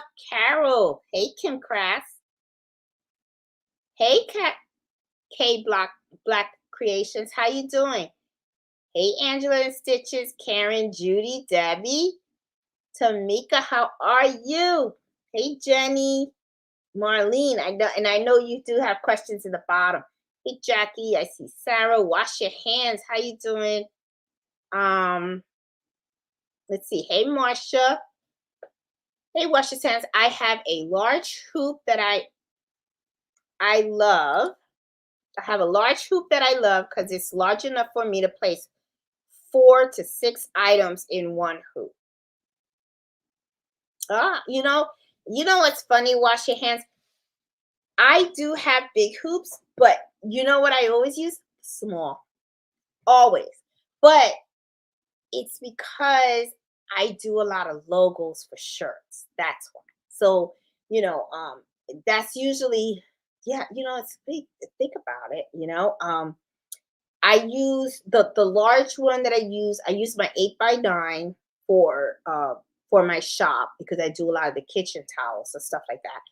But whenever I have like local orders and stuff from businesses and all that kind of stuff, because think about it. I mean, these are all logos, right? So I really don't need the big hoop and stuff. So I is my 5x5. I think it's 5 1/4, 5 1/4 hoop is my most used hoop of all of 'em, which I think I have about like 6 of those hoops and stuff. Hey Ozzy, how you doing? Hey Janice. Hey Joanna, how you doing? Hey L Williams. Um, yeah, and you know what? You're right, Washington. New machines come out all the time. And the new machines always come out with new functionality and all that kind of stuff and everything. So that's why to me it's like you really have to do your homework. That is not the time to be lazy. I am telling you. I know that sounded harsh when I said, guys, don't be lazy, but I'm serious. Don't be lazy. You wouldn't be lazy if you were buying a car. You wouldn't be lazy if you were buying yourself a new car, right? You take you're thinking to yourself, oh, what color do I want my car to be? Do I want a red, blue, black, white car? Do I want leather seats, cloth seats? What model do I want? Do I want this model? I bet you would take the time to see which model you have to like crank up the windows. Remember that? Or which ones have the button with the electric windows and everything, which one goes fast, which will go slow. You'll do the homework on getting a new car, right? So if you're gonna do embroidery and stuff, and you need to be spending thousands of dollars on a machine, you better do the homework too. So that is not the time to be lazy at all. Hey Tamika, um, let's see. Hey Deborah, how you doing? Hey baby giant, how are you? Um, Oh, Tamika, you're new. You're gonna love embroidery, and she is so right. I think it was who was it that said it's gonna be addictive? You're falling. Tamika is falling in love with embroidery. It is addicting. It's addicting. It is. It really is. I love it. I love embroidery. I love it. Oh, it was Jackie. Very addicted. It's so true. So true. It's hey Miss Max, how are you? Oh yes, if you guys really like today's information and you guys do enjoy these embroidery happy hours, please give me the thumbs up because it does help the channel a lot. It really, really does. And if you're new to the channel, you really like the information and stuff, and you want to make sure that you don't miss a video and stuff like that, hit the subscribe button and the notification bell. I will be videotaping this weekend for sure. I have that scheduled, so that I can put some new videos out there. I remember last week I mentioned about embroidering toys, alphabet toys. I'm going to be doing that tomorrow for sure. And I'll make sure I videotape that. At least videotape me doing one letter so that you guys can get the knowledge on how to do this. It's using applique. I think you guys are going to like that. I will be coming up with new videos. Trust me. My life is going to start getting a little less complicated, so I should be able to have more time with the videos and stuff. So yes, so yeah, I'm gonna have to get it together. Hey Debbie. Um, let's see, Marsha. Oh, there you go. Also get the machine, the most machine you can afford. Yes. Yes, yes, yes, Marsha. That is very, very true. Yeah, and you know what? I'm glad she mentioned that.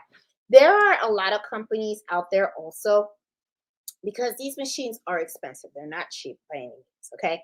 They do sometimes offer the 0% financing, and that's really not a bad idea. I ain't gonna lie. I'm telling you, that's how I got my machines. I got the 60 machine doing 0% financing, even though I paid it off early. But what I did was I said, okay, when I bought the 60 machine and I did the 0% financing, the cost of the machine was like about like 200 and it I think it was the bill was like $230 a month, right? So one of the things that I told my husband was like, okay, if I make $230 a month, that means that I can pay the bill for the machine. Well, I will tell you, the embroidery really took off, and that machine got paid off in 6 months. And I was like, oh. So then that's when the second machine showed up, and I did the same thing. The second machine got paid off as well. And as you can see, I got my third machine. So it seems to be working pretty well. So a lot of times when I'm making my local orders and everything like that, of course, you guys know I'm paying for Carlito's college and all that kind of stuff, his dorm. So when if I have extra money for that, and which a lot of times I do, what I end up doing is I just pay the machine. So my goal is to have this machine paid off by the end of the year. And then I'm going to stay with three machines for at least a year and a half. I think I'm okay with three machines for now. Um, I might have to get a fourth machine. I'm not sure. We'll see how it goes. We'll see how it goes. So I'm not gonna, I mean, I'm comfortable with the three right now. I've been kind of working with the three, and they seem to be doing well for me. I think four would be nice, but we'll see. As you guys can see, I really am running out of room. Putting four machines in this one, I don't know how that's gonna work out. So we'll have to see. Um, let's see. Oh my God, Jeanette, you're stepping all over my toes. You're so unfortunately, your due diligence needs to be in debt. Yep, it's true. And let's see this next. You think you look up the options, but listening to one person not good enough. It can cost you thousands of dollars in time for the wrong decision. And it is true. Yes, it is very, very true. And that's the thing. You can't you talk to people to get the information, right? But you're just getting their opinion. Okay, really honestly, you're just how they feel about it. Okay, you got to really do your own research. Don't I'm serious. It's like that. Don't be lazy. I'm telling you, just don't be lazy at all. Do your own research. Okay. And there's just so many different machines. You got to make sure you just find the machine that fits you. Okay. um Another thing I did, Jeanette, I got the large combs and they just decorate my wall. See, I'm telling you, get the just get the small ones. Just get the small ones. When buying a multi-needle machine, you want to make sure there's a technician in your area or nearby. So far, I'm doing well with my machine, but if I ever need a tech, then I'll have to go to Houston. See, and Houston is 3.5 hours away from me. Yep. If I take my machine to Houston, the fee's around $350. But see, this is the thing. You want to know all that information up front, so that way there's no surprises, right? So like Ozzy got his machine, but he already knows. He's like, okay. And the thing is, he really honestly doesn't have to worry because with God forbid something does happen, he already knows how he has to roll. He already knows. He knows where the technician is. He knows how much it's gonna cost. So he's just gonna be like, all right, this sucks, but gotta go. And he's gonna roll, he's gonna do his thing. So he's gonna be fine, you know. You don't want to be in a position where you got your machine, right? Let me get water. And then all of a sudden, stop working, and you're staring at that machine and you're going, shoot, what do I do now? That's not what you want. See, he already's got his plan. He already knows. He knows. He knows where he's got to go. He knows how much it's going to cost. He knows about the drive. You don't want to be the one that's looking on your machine going, ooh, how am I going to fix this? Who do I call? Or where do I go? Or anything. No knowledge of what's going to take place. You don't want to be that. If the technician comes to San Diego from Houston, the fee is $800. See, so he knows up front. And you know what, Ozzy? How much did you say it was before? $350. Okay. So, sorry. 800. Okay. Well, think about the gas. I don't know if you drive electric or gas. I drive electric, so gas wouldn't be a factor. But the time, because if it's 3.5 hours going there, then 3.5 hours coming back.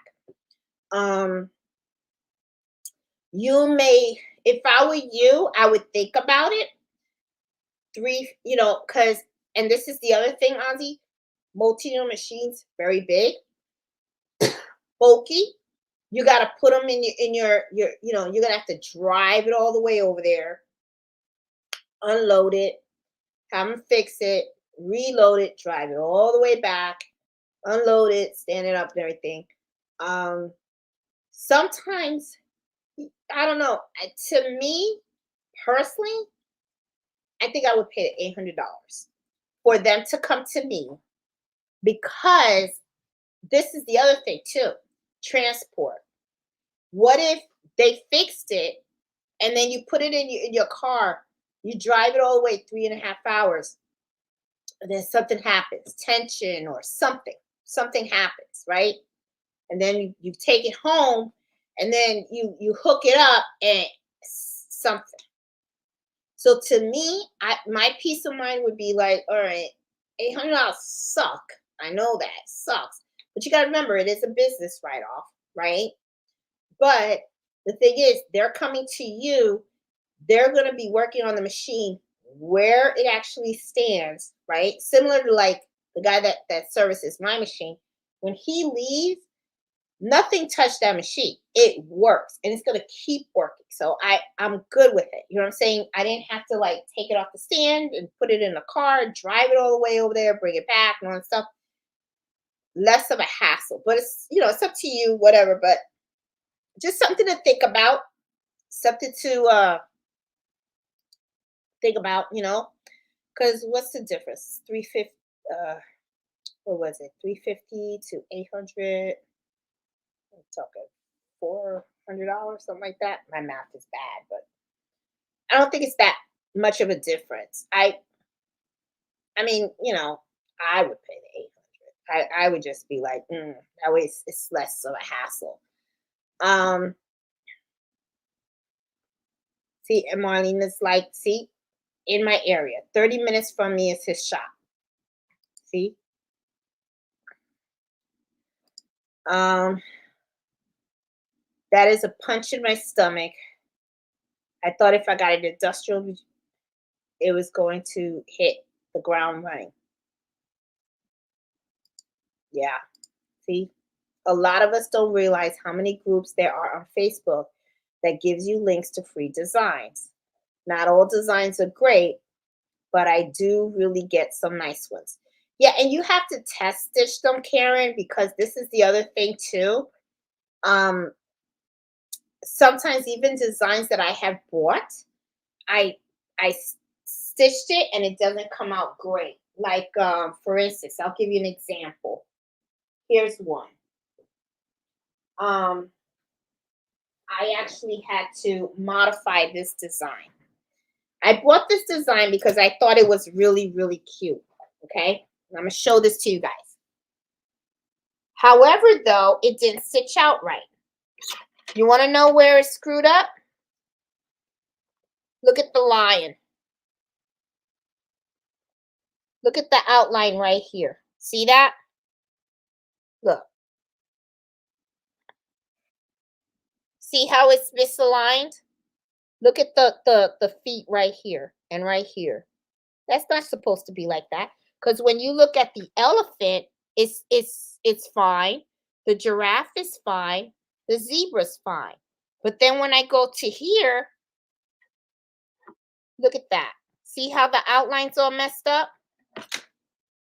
See? So this was a cheap design. It wasn't expensive, but I didn't like the way it stitched out. So I was like, that sucked. So what I did was, because the lion didn't stitch out right, and the little bit of digitizing that I know, what I did was I removed the lion and I just kept the animals that did stitch out correctly. That's how I did that. So this is guys what I'm talking about when I say you always should test your designs, okay? Because sometimes people have the perception that they buy a design or they get a design and it's going to stitch out perfectly. This is a perfect example, okay? Of a design that did not stitch out correctly.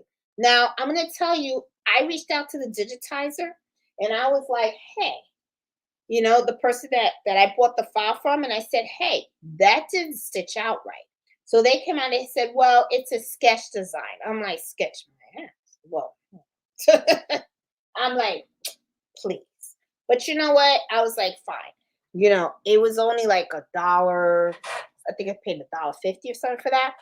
But I won't be buying from that place again because I'm like, that is not sketch. I'm sorry. Okay. And this is the other thing that I really kind of hate. When they show you the picture, okay, of how the stitch out is supposed to look. And then when you go ahead and you stitch it out and it's all misaligned. And then sometimes what happens is you think to yourself, was it my machine? Did the fabric shift or stuff? And then I'll stitch it out again. No, the fabric did not stitch. That's just how it was. And sometimes you can see those gaps right in your when you bring it up in your software. If you have embroidery software and you open up that file and then you increase it and you zoom in, you'll see those gaps. And then you're like, that's not how you advertise the file. And then when you ask them, they always have some kind of excuse. Some will actually fix it and send it back to me, but this chick didn't.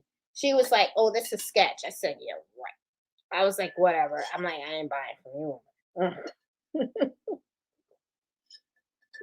And I was disappointed because I bought from this place before and they all, the ones that I purchased in the past were pretty good. But that design, I was like, that's so off. So I'm not going to sell or use that design with that line all funky. So I'm like, So you got to be careful with the designs. You really do, Karen. Let's see. Hey, Marlena, how you doing? Debbie said, I'm guilty of overbuying. We all do. We all do it, because sometimes you see it and you think you need it and stuff like that. And there you go. I like Stitch, so free design. It always gets stitches so nice. And this is another thing too, and I'm glad that you guys are pointing that out. There are a lot of websites out there that when you sign up for them, right? Sometimes what happens is they'll give out a free design per month, and they're very good quality designs. So I always go there and I download them and I keep them. Now, those designs, I say collect them. Always collect them. They're free. They don't cost you anything. But you guys know what I was talking about, okay? I mean, it's like when you're buying, you're actually buying these designs and then you don't use them. That's what I was talking about. The free designs didn't cost you anything, you know, and stuff. So, kicking my butt. I guess we are all feeling it because I'm talking to you guys about all this stuff. You guys are probably like, my requirement is about 30 minutes. His trip charge is $250, but he is good. Yeah, it is expensive. It's expensive when I have my technician, Angela, when my technician, $250 though is a very good price that he's charging. I'm gonna tell you something. Because I think I paid close to $400 per machine, per multi-head. Okay, for that. But every machine has a different price you know, well, my multis are one price, single needles another price because the service is different, right? Not all machines require the same type of service and stuff. But no, that to me is a very good price that you're getting. $250 for him to go to your home and service your machine. I think that's very, very, very worth it. Hey, C. Mickey, how are you doing? Mm. Oh, you know what? I do that too. Monique says she goes to Creative Fabric. If you guys don't know about Creative Fabric, I have a link in the video description and stuff. They are really, really good and they have a lot of embroidery designs there. And if you get the subscription and stuff, what I really like about them is not only do you get all the embroidery designs, but you can also get sublimation designs and all that other good stuff. So that is, you're right, Moni. That is a very good place to go because I do that myself. Um,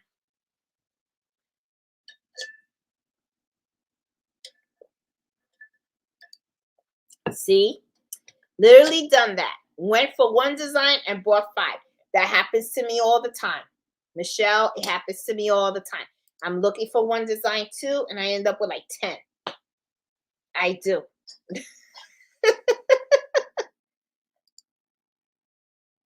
I want to buy some blank yoke bags and put my logo on it when someone buys something to put an item in a tote advertisement.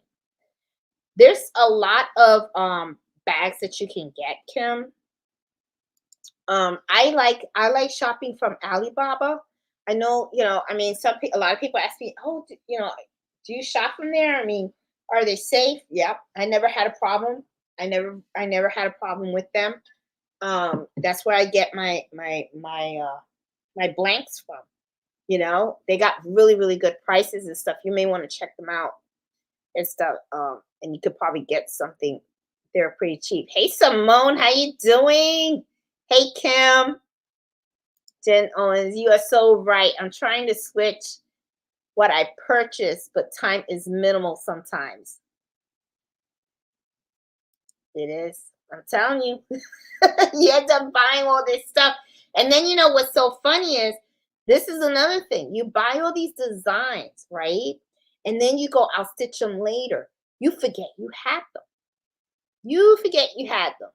And then you end up, it's like, you go crazy, and stuff. Oh my goodness. I'm such an asshole. I'm trying hard to work on it. We all do it. We all do it. We all do it. Hey, Marlena. Is to use fabric from stash first. Only purchase if necessary. And that's, you know what? And I do the same thing. I have fabric all in there. And I have not gone to Joann's. I'm not gone. And the reason why I don't want to go is because I don't want to see the fabric. If I don't see the fabric, I won't buy the fabric. I have to use what I have here. And I'm the same. I am going to start sewing again and I want to use the stash that I have and stuff. Let's see what else. Hey Iris, how are you? Hey Faith, how you doing? Um Hey Joy. Joyce, how are you? I show what colors I have and make a decision on which color. Now I have a repeat customer to write down the color thread I use. I do the same thing. Do the same thing. So far, I haven't been in need of a technician. Was told they would see me on the day of arrival with appointment. Cool. Hey Danielle, how are you? Hey Rodna, how you doing?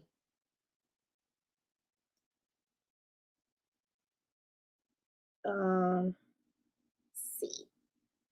Rodna, I think you're saying where do orders from? I don't know what you're asking about. Where I order from? Well, okay. Well, I'll tell you, I like to order my thread from All Stitch. I really do like them. I like them because where do I buy the color chart? I got this from All Stitch, Danielle. All Stitch. They have the color charts. I really recommend doing. I was trying to make my own at one time, but I think this is best because it has all the numbers and all the colors and it just makes it so much easier when you meet with your customers so that they could see all the different colors that are available. So, and a little trick that I do also let you guys know on the color chart. I'm going to show you. You notice how some of these right here, you see that little dot? You see the dot next to that number? Those are little stickers and little round stickers, and I put them there. And what that is to tell the customer I already have that thread in stock. I have it here already.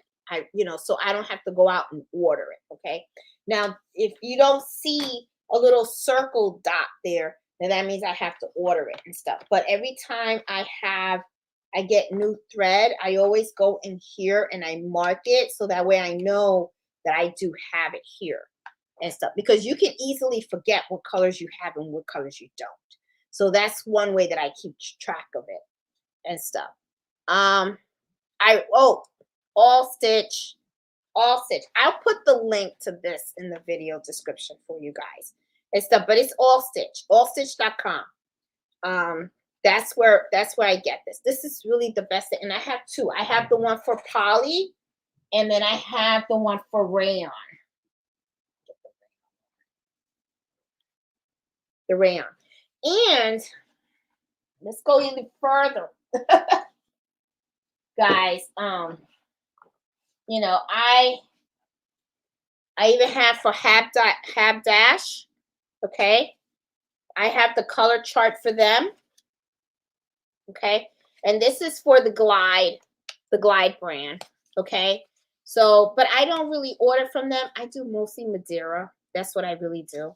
I do Madeira mostly. And then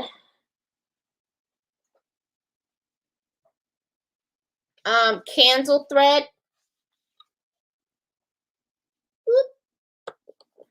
I have all their colors. See?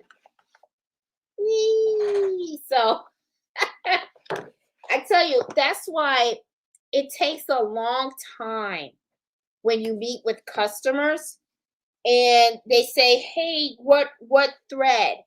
And I'm like, "Okay." So I always have like, here are all the colors that I can get.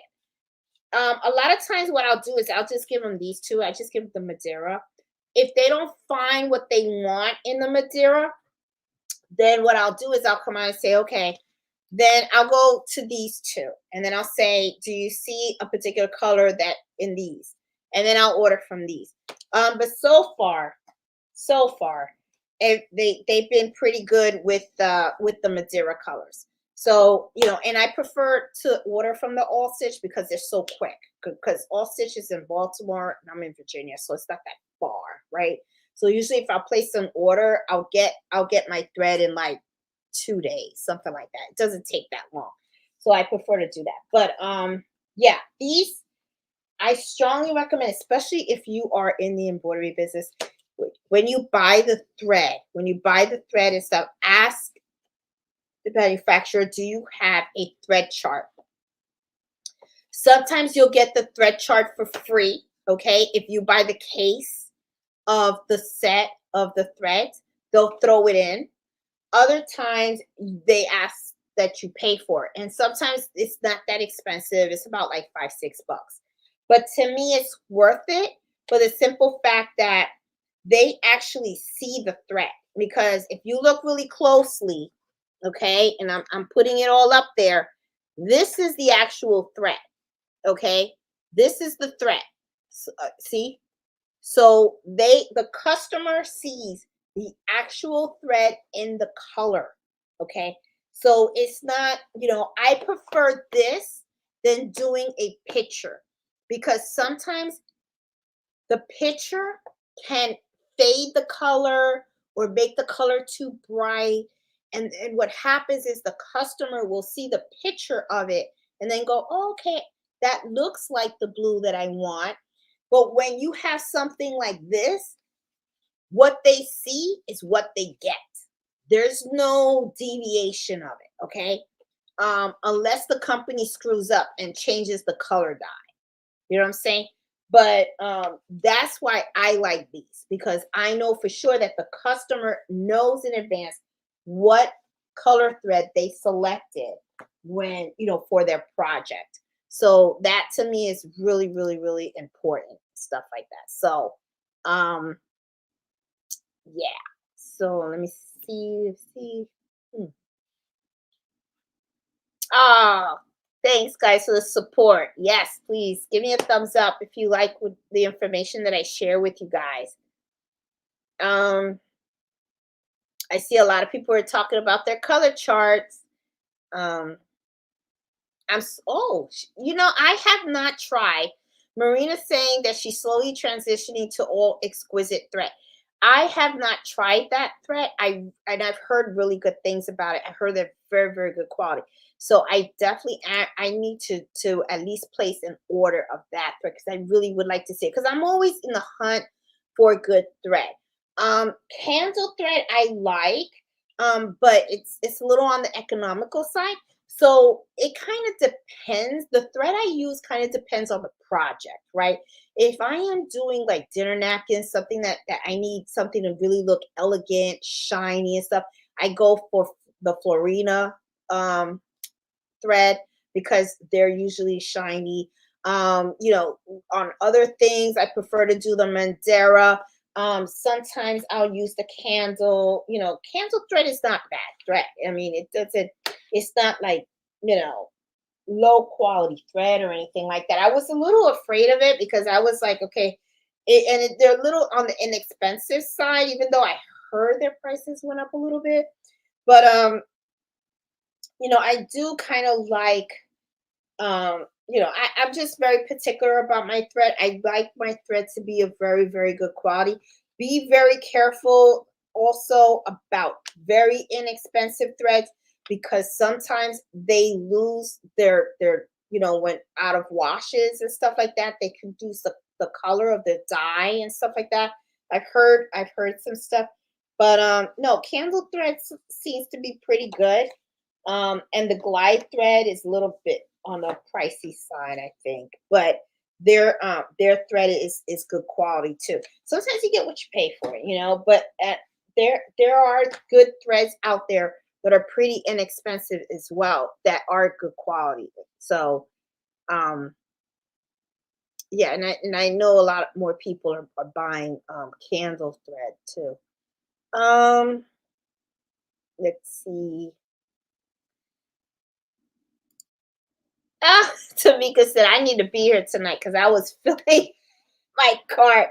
Now I'm going to move several items from my cart. I'm telling you, Tamika, think hard and just ask yourself, do I really need that? Am I going to use that design? Am I really going to use that?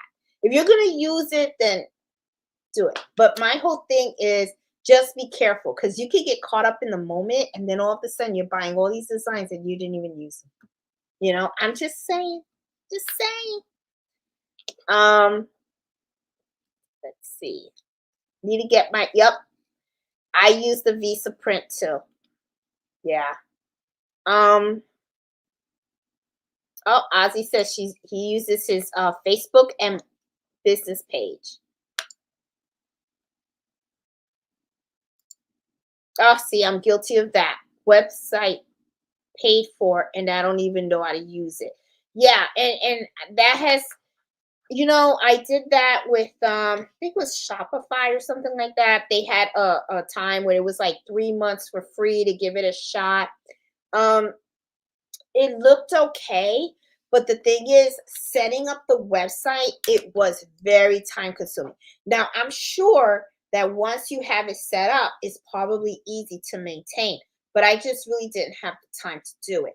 So I just canceled my membership before I had to started getting charged for that monthly fee. So I just told myself when the time comes, probably what I will do is I will outsource that. I'll hire someone to create the site for me, show me how to maintain it, and then be done with it. I don't have the time for it. I really don't. Um Sometimes I wish I was still teaching when I started my embroidery. Leaving samples in the faculty is the best place to advertise your work. But you know what, Marina? I mean, you can, even though I know that you're not working there anymore, I would look to see, nothing wrong with going into the office and saying, hey, I just wanted to drop this off just in case you guys are interested. Just because you don't work there anymore doesn't mean you can't stop by and say hi and drop it off. Just saying. And I'm sure they'll probably need embroidery for the sports team and all that kind of stuff and everything, and the core clubs and all that stuff. You never know. So just an idea. Just an idea. Let's see. I am learning not to pop out a price. I'm doing that. I'm telling you, no, Karen, don't do it. I'm telling always when because people will try to put you back against the wall because they want to spit out a price. And I always tell, and a lot of times I tell them this is custom work. So because it's custom work, it's all custom pricing. So I have to get more information regarding the project before I can even give you an estimate. And usually that takes time because I have to talk. And I tell people I have to talk with my digitizer to see, because a lot of times what happens is I'll talk to the digitizer now and I'll ask, how long do you think the stitch out is going to be? How long, how many stitches you think it's going to be? I mean, I never, never, never, never give a price out loud. Never, never. Hey Luna, love your video. Oh, thank you. I'm glad. I'm glad that you find them helpful. And so have fun. Have fun embroidering and stuff. That's why we're all here today. Ah, thank you, Karen. Um, I need more how to use I am going to do that. And guess what, guys? I got, since you mentioned Luna, the 10 needle machine, got the playbook. So because I have the playbook, I am going to be going through this, and the playbook actually has little card, and I'm going to be looking into this and stuff, and then I will try to explain how to use the functionality in this, because Luna, just like you, I know the machine fairly well, but I also know the machine has more functionality built in there, that the reason why I bought it, but I haven't had the time to actually learn how to use it. Okay. So I am planning on going through the entire 10 needle machine to learn every single thing. I want to do videos on all the screens, all the buttons, how to do this, that, whatever. I do plan on pumping out a series and stuff. Like I said, my schedule is starting to get a little bit better, so now I'll be able to start filming again. So trust me, I will come up with more of those videos and stuff like that. YouTube is a crafter's. Yep, he must be. Oh, I see. Yeah, he is tired. This Miss Max, he is tired today. Oh, he's gone. He's not even with me now. Hey, Susan, how are you? Hope your machines are running well. And yep, they sure are. Hey, Annette. How you doing? Hey, Carol. Late to the show, working on bags for family heading out to Costa Rica. Should be working. More fun. Oh, have fun making those bags. Um, Much easier to install BX on the HP. On the Mac, I have to open the Embroidery and go to downloads on the Mac computer, unzip, drag the. I don't know how. I have a video on how to do it in the Mac, Marlene. I do have a video. So if when you're on the channel, go and type install BX files, and the video will pop up on the channel, and it shows you step by step how to do the installation of the BX fonts on the Mac. It's really not hard. I think what's happening is you're getting used to a Mac, because I think you're going from a Windows to a Mac, and Mac's a little different.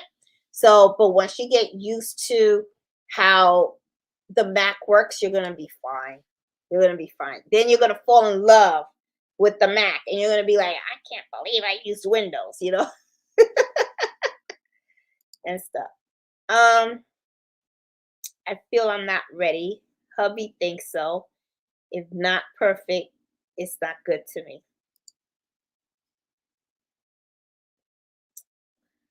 I'm about to subscribe to your channel. Hey, Pete, how are you? Welcome. Um, hey, Bestum, how you doing? Okay, here you go. I have no idea how you squeeze everything in. Do you know what your husband looks like? Maybe picture nearby. I no, I mean he's a great supporter, Angela. But yeah, I mean it. My schedule is busy, and I'm gonna be honest. My break from everything is actually the Fridays that I spend with you guys, honestly, because this is when I actually get to like sit down and breathe. Even though I'm doing all the talking, but I actually get to sit down and breathe, because during the week it's nonstop. It is nonstop. It's like my husband said, you're working, you're working, you're working, you're working. It's like when I go to sleep, I wake up occasionally, and I'm trying to do this more often. I do get up, especially on the weekends, and I do go to the gym. I hit the pool early in the morning, and I hit the steam room to just relax a little bit. And then when I get home, it's work, work, work. Because I gotta pump out the orders, I gotta meet with customers, and I gotta, create new designs. This week I put new designs on my Etsy shop. So because the thing is, even though my designs are okay and I'm selling, you do have to freshen up your products. Okay, you can't just go, oh, okay, I got my products, and it's just gonna let it sit there. You got to pump up new designs and all that kind of stuff. You can't just sit there. So I did put a couple of new items there, and I have more stuff that I have to put on there. There was another one that I did. This one, oops, I just threw that on the floor. That I did this one, and I haven't put it on the shop yet. I kind of liked it. I don't. I guess I'm kind of like debating on it. I'm not sure, but I do like it. I think I'm gonna put it on the shop to see how it goes. It's this one, okay. I think this came out really cute. It's kind of like a reef with a fox on it, and I thought this was a cute design. And what I like about it was that it seems simple, and it doesn't take a very, very long time to stitch, because that's another thing too. When it comes to stuff that I put on my online shop, I try to focus on designs that aren't very, very time consuming. I do have some designs on there that takes about like 40 to 45 minutes to stitch out. I even have a couple that takes about an hour to stitch out as well. So, and those are all just samples and stuff. But the thing is, you have to be conscientious of that as well. So when you're looking at embroidery designs, you can read in the description. They talk about the stitch count and all that kind of stuff. Just remember that sometimes the most detailed designs can be very dense, require high stitch count. Higher the stitch count, the more longer it's going to be on the machine. If it's in the machine long time, it means that, it could be a machine hogger. So, be conscientious of that when you're pricing your items and also when you're buying them so that you can sell them. Just know that, it could take, it's time consuming. So you want to no, let me see. No. Okay. So you meet with the client, get the design digitized, run a test sale, considering your time and hourly materials before you give them a price estimate. Yes, I do. Okay, Marlene, there's different ways that you can handle this. Okay. Sometimes people will come out and say, this is how much it would cost. Okay. For me to digitize an item. A lot of times, some of my customers, I kind of already know them, right? Or their referrals. And this is what happens is I get, I'll ask for the design, I'll get it digitized, I test stitch it, and I provide them a test stitch. I don't really charge for the test stitch in the beginning, right? Because I look at it as it's an opportunity for me to show them the quality of my work and also for them to see what their design is going to look like. Now, I do not test stitch on any products. What the customer sees, and they don't get to keep either because they didn't pay for it, is I come out, this is their test stitch. Okay. I put it on a piece of fabric, and I show them the stabilizer that I'm going to be using. And then I go, this is what it will look like. So that way they have an idea that, oh, okay, this is how my logo is going to come out. Right. Then, because I test stitched it, I have a good idea how long it's going to take for me to stitch it and all that kind of stuff. And yes, then I come out and say, this is how much it's going to cost. A lot of times what I do is I already paid for the digitizing up front, right? So I kind of sometimes add the price of the digitizing to the actual price of the order. Okay. Depending on the quantity. That's why I keep saying that prices are custom. No two projects are the same because what happens is sometimes, you have to get something digitized. Sometimes you don't. Sometimes people just want a name, and I already have the fonts. I can create the name, right? So, but the thing is, it's still time. So, and then this is also time. Now, you know, there's two ways you can play it. You could come out and say, well, it has to get digitized. In order for it to get digitized, you can charge them a fee, right? You can do it, but I don't. The reason why I don't is because I look at it as an opportunity for me to, first of all, provide them, um, a look at what they're going to get. And then at the same time, when I'm stitching this out, I'm asking myself, is this a job I want to take? Okay. Because if I know that it's going to come out funky or it's not going to look right or I don't feel comfortable, then I could come out and I could say, you know what? I test stitched it and I don't think it's going to work and stuff. And this is another thing too. I like, I don't mind it because if somebody was to say to me, hey, I'm considering doing embroidery, this is my portfolio. Okay. So I can come out and say, these are the companies that I've worked with. These are samples of things that I have worked, right? So I can just show them and go, look, I've done this, I've worked with SK Solutions, I've done Promo Coffee, Chesty, I've worked with the construction company and all that kind of stuff. And I can show them all the logos that I have done. So, to me, it serves like a little portfolio. So that way people know how I worked and all that kind of stuff. You know what I'm saying? So yeah, so when I do meet with the client, um when I meet with them, I've already done the digitizing and the test run. Okay. And I do incorporate that in the estimate. I do. Okay, so Marlene, I hope I answered that question. Um and stuff. Oh my God. Thank you, Karen. How often do you take your machine in for cleaning? I think I told you, Jay. I think it is annually. Take it annually, but you should be cleaning it at home. Okay. You should also be cleaning it. How would we contact? The digitizer is part of our Facebook group.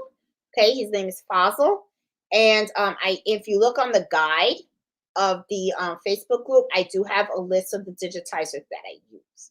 Okay, Char Diva, that's where I have the info. Let me see. I have seen embroiderers use the can of spray. See, no, because yep, you're getting the lint deeper into the sheet. I'm telling you, yeah, and everybody that I talk to, all the technicians, always say the same thing. As tempting as it is, you spray it in there and you think you got rid of all the lint, but what you actually did was you took the lint and you actually embedded it more deeper into the machine, and that can cause an issue. So uh, let's see, let's see. Um,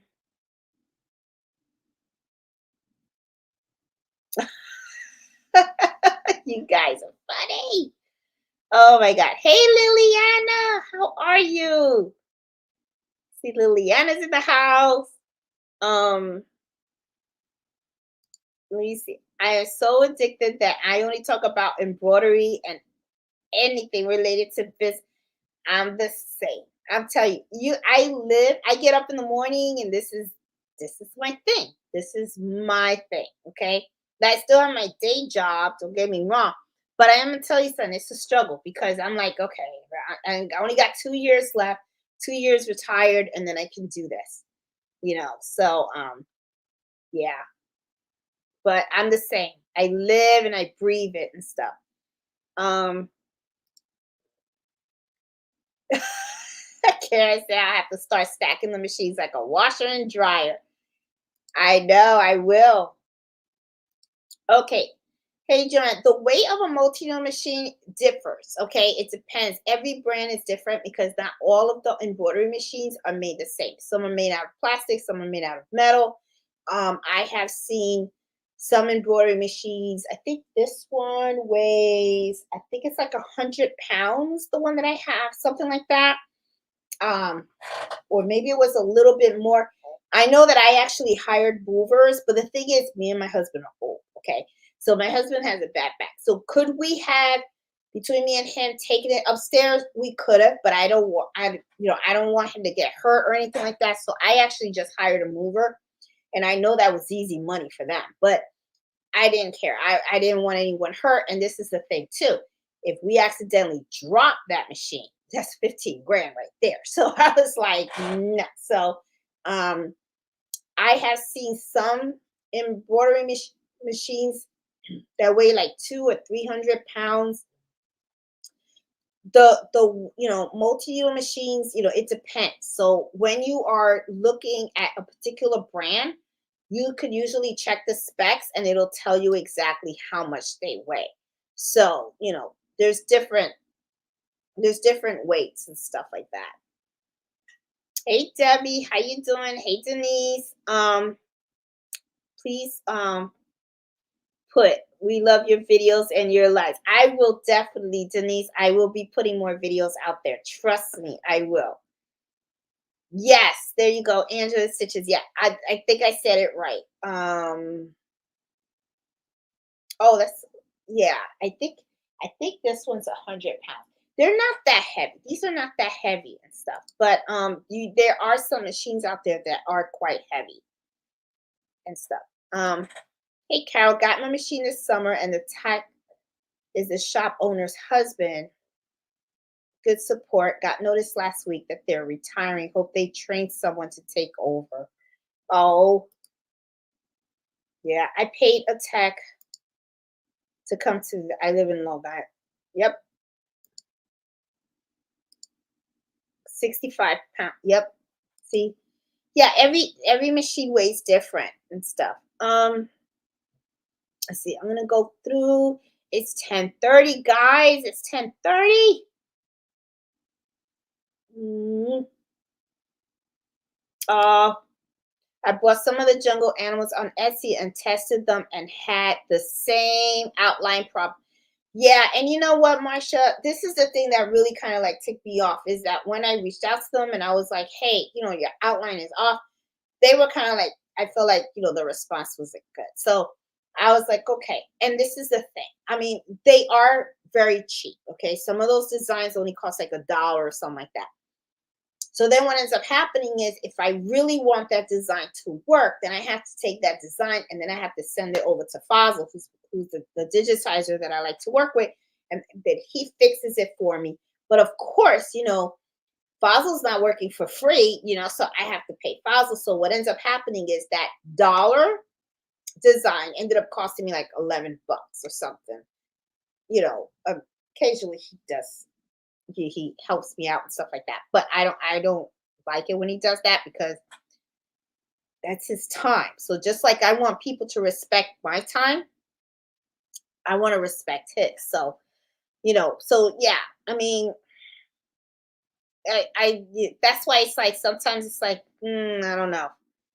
Um, see, I bought a design from a Facebook design group and it was hard with the design. I did not fix it right after. See, and you got to be careful too, guys, when you're picking a digitizer. You want to make sure that it's someone that digitizes well. You sometimes have these folks that just literally learned how to digitize, and then all of a sudden they kind of label themselves as an expert digitizer, and they're really not. So you want to make sure that the people that you are working with are very experienced and have been digitizing for a long time. Because just like in embroidery, a machinist, okay, how it takes time for us to really develop our skill and embroider very well. It's the same concept with a digitizer as well. They really have to have the time to have really learned the craft. So it's a skill set, so you get what you pay for. So sometimes when you have a digitizer that's like really like, oh, I can do it for $5. Well, guess what? You're gonna get a $5 file, say you're not gonna get a top-notch file. You gotta be very, very careful about it, so just be aware of that. And see, here you go, Denise. You know, see the SF 450 pounds. See? So it depends. Some machines are lightweight, some machines are heavy. So not all of them are the same and stuff. So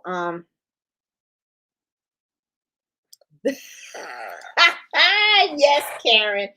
That is the last $1.50 she's gonna get from me. It sure is because I was like, I'm not gonna, I was like, really? I was like, okay, not good. That's not the type of customer service I wanted. I was like, not doing that. Yes, Debbie, I am. Well, what I did, Debbie, was I just took out the lion. I just went in brilliance and I just removed the lion because the other three stitched out well anyway. So, sometimes you can fix a file and stuff, but it just sucks because when you buy a file and they show you look at the listing and you see the design, it looks one way, and then when you stitch it out, something else. And you're like, what the heck, Now it's cheap, it's a cheap file, but the thing is still, it's not what you paid for and stuff. So I don't know. See, trying to get down here. Um,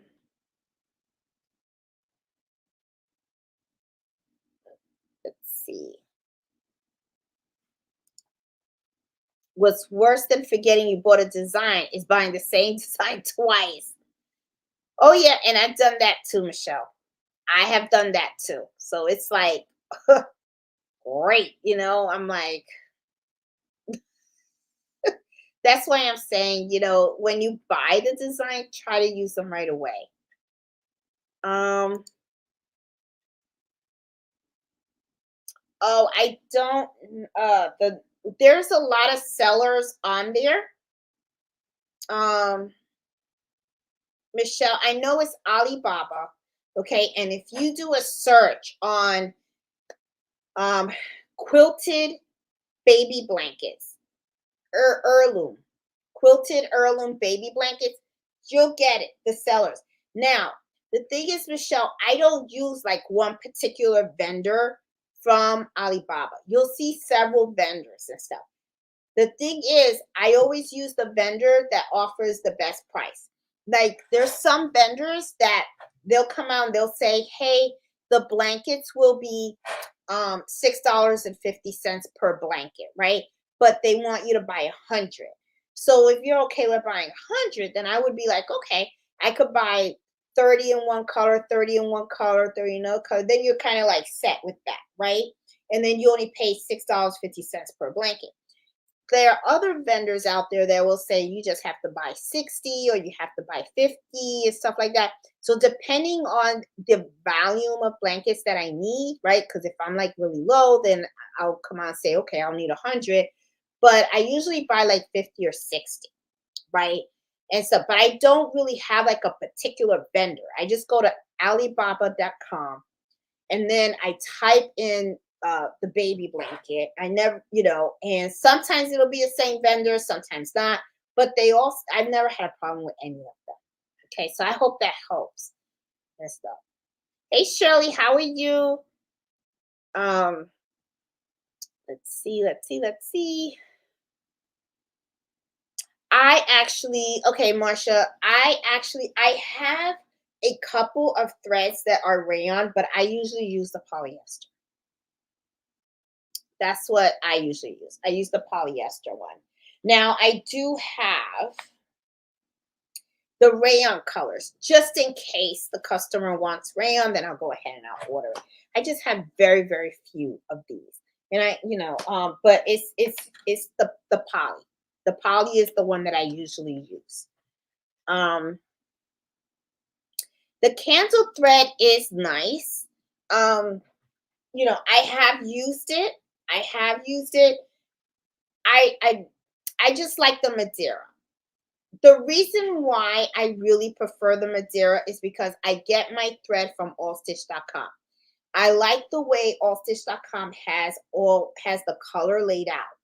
The other thing is when I do embroidery, you guys have seen it in some of my videos, sometimes I use 40 weight, sometimes I use 60 weight. One of the things that I like about allstitch.com is when I need to get 60 weight thread, very easy for me to buy it from them because they have them in all the colors that I need. So it's like if a customer needs a particular red for a small font and I need 60 weight thread, I can easily go to allstitch.com and buy the 60 weight thread. So to be honest, it's the convenience, the way they have it laid out. 60 weight thread is sometimes very, very difficult to find, okay, in other brands. Like I haven't seen it in the candle thread. I haven't seen it in the Glide. Well, Glide has them, but the variety of colors in for 60 thread, to me, my hat is off to Madeira. They're on it. So it's like if I need a color in 60 thread, in 60 weight, then I could easily find it in the Madeira brand. The other brand's very difficult, mostly 40 weight, which, is usually the most common weight that's used in embroidery. But what ends up happening is sometimes when you have certain details that are very fine or small fonts that are mini, those are very fine. You can't do that in 40 weight thread because it's really going to look sloppy. You don't want your stuff looking sloppy. So you have to use a 60 weight thread in those situations. And sometimes you got to find the color that you need. So that's why I kind of like the Madeira. That's really it, and I usually get them from All Stitch because I just find that it's a lot easier stuff. Um, let's see. Uh,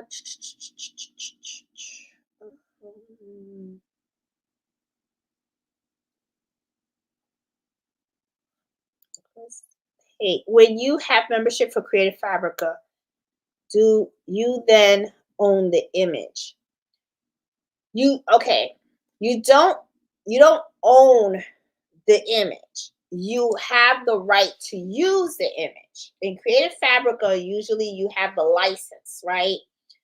You got to make sure you read, even with any design that you buy.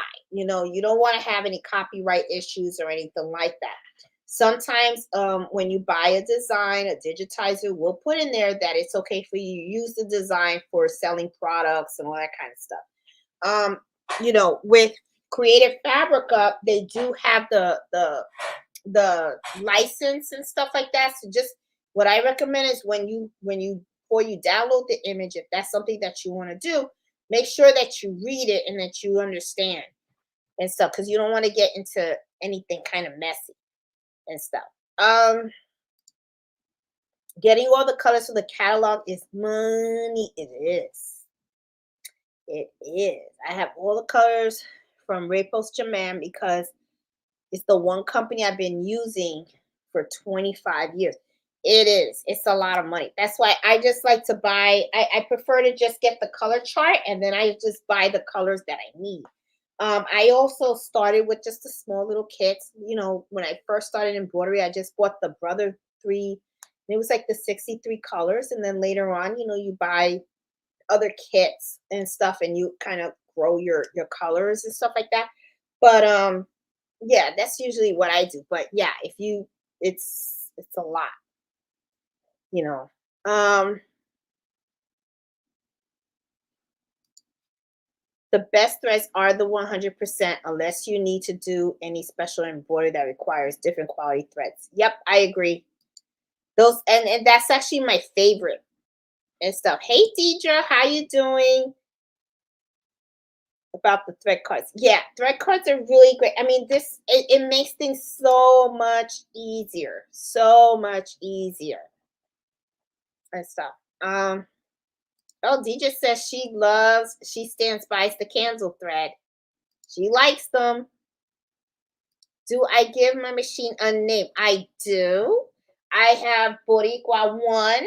Okay, Boricua 1 is the 6 needle machine. Boricua 2 is my first 10 needle machine. And then I got Boricua 3, which is the latest machine that I just got. So they're all named Boricua and it's 1, 2, and 3. That's how I do it. Um,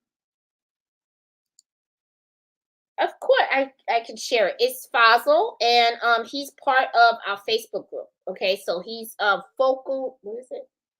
Focus digitizing and stuff. There it is. Here he is. It's Fazil. He's a digitizer that I use. He's very very good. I like him. He's very customer service. That's what I like about him and stuff. Okay. Michelle, if a client doesn't want to go ahead after seeing the test, do you charge for the digitizing you done? No, I just absorb the cost, Michelle. I do because the way I look at it is, it's just more for my portfolio. I'm fine with that. I'm okay with that. It doesn't bother me, because it doesn't, you know, it's part of doing business and stuff. Now, like I said, it depends too on how you want to do it. Like some businesses will not even digitize anything, because they'll say, well, this is how much it would cost. This is something that people do. They'll come out and they'll say, well, it's $25 to and this thing you could do is $25 to digitize it and do a stitch out.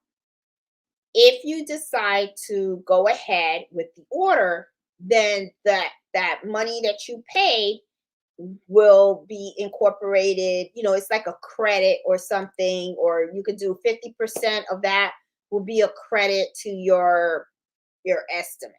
Okay, if you go ahead with the order. If not, then it was $25 for the stitch out. I mean, it depends. I mean, everybody's different. It's however you want to do it.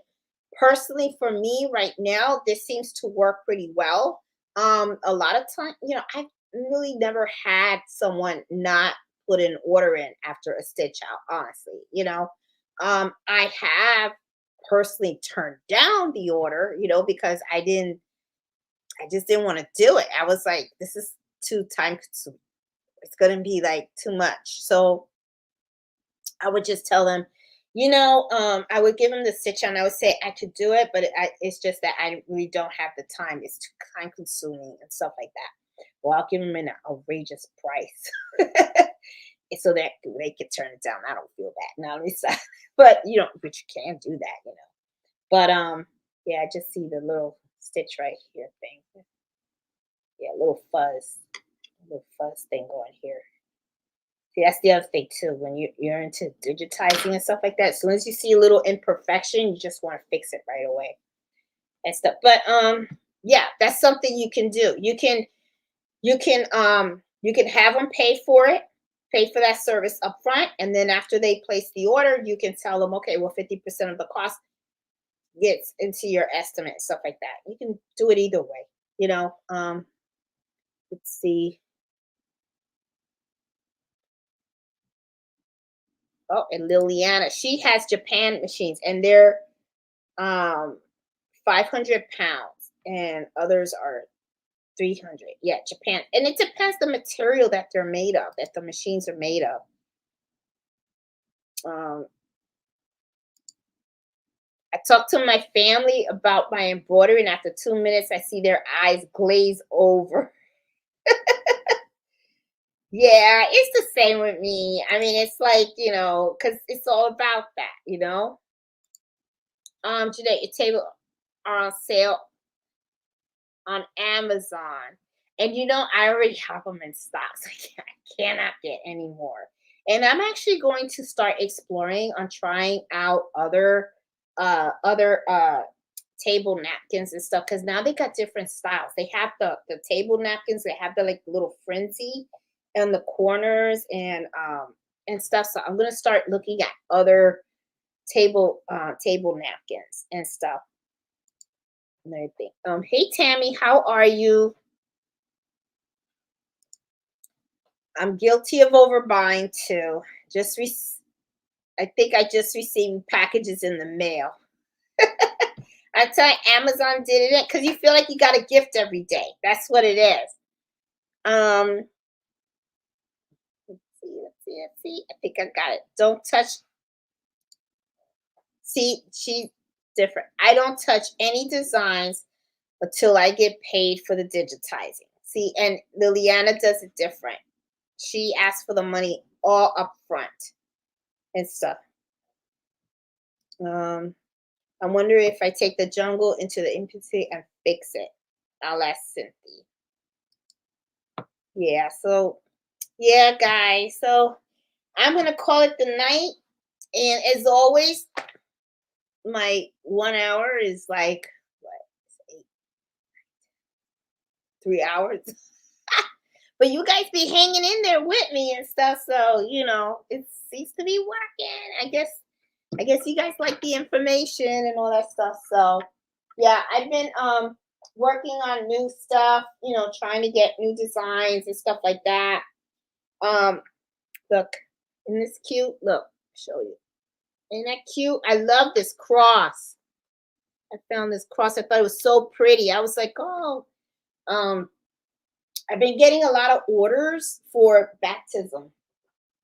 So I'm like, okay. So I was like, let me see if I can change the design and get, nicer, different types of baptism designs out there and stuff like that. So I've been working on that and everything. So I put some more on the shop and everything. So hopefully they sell pretty good and everything. So we'll see.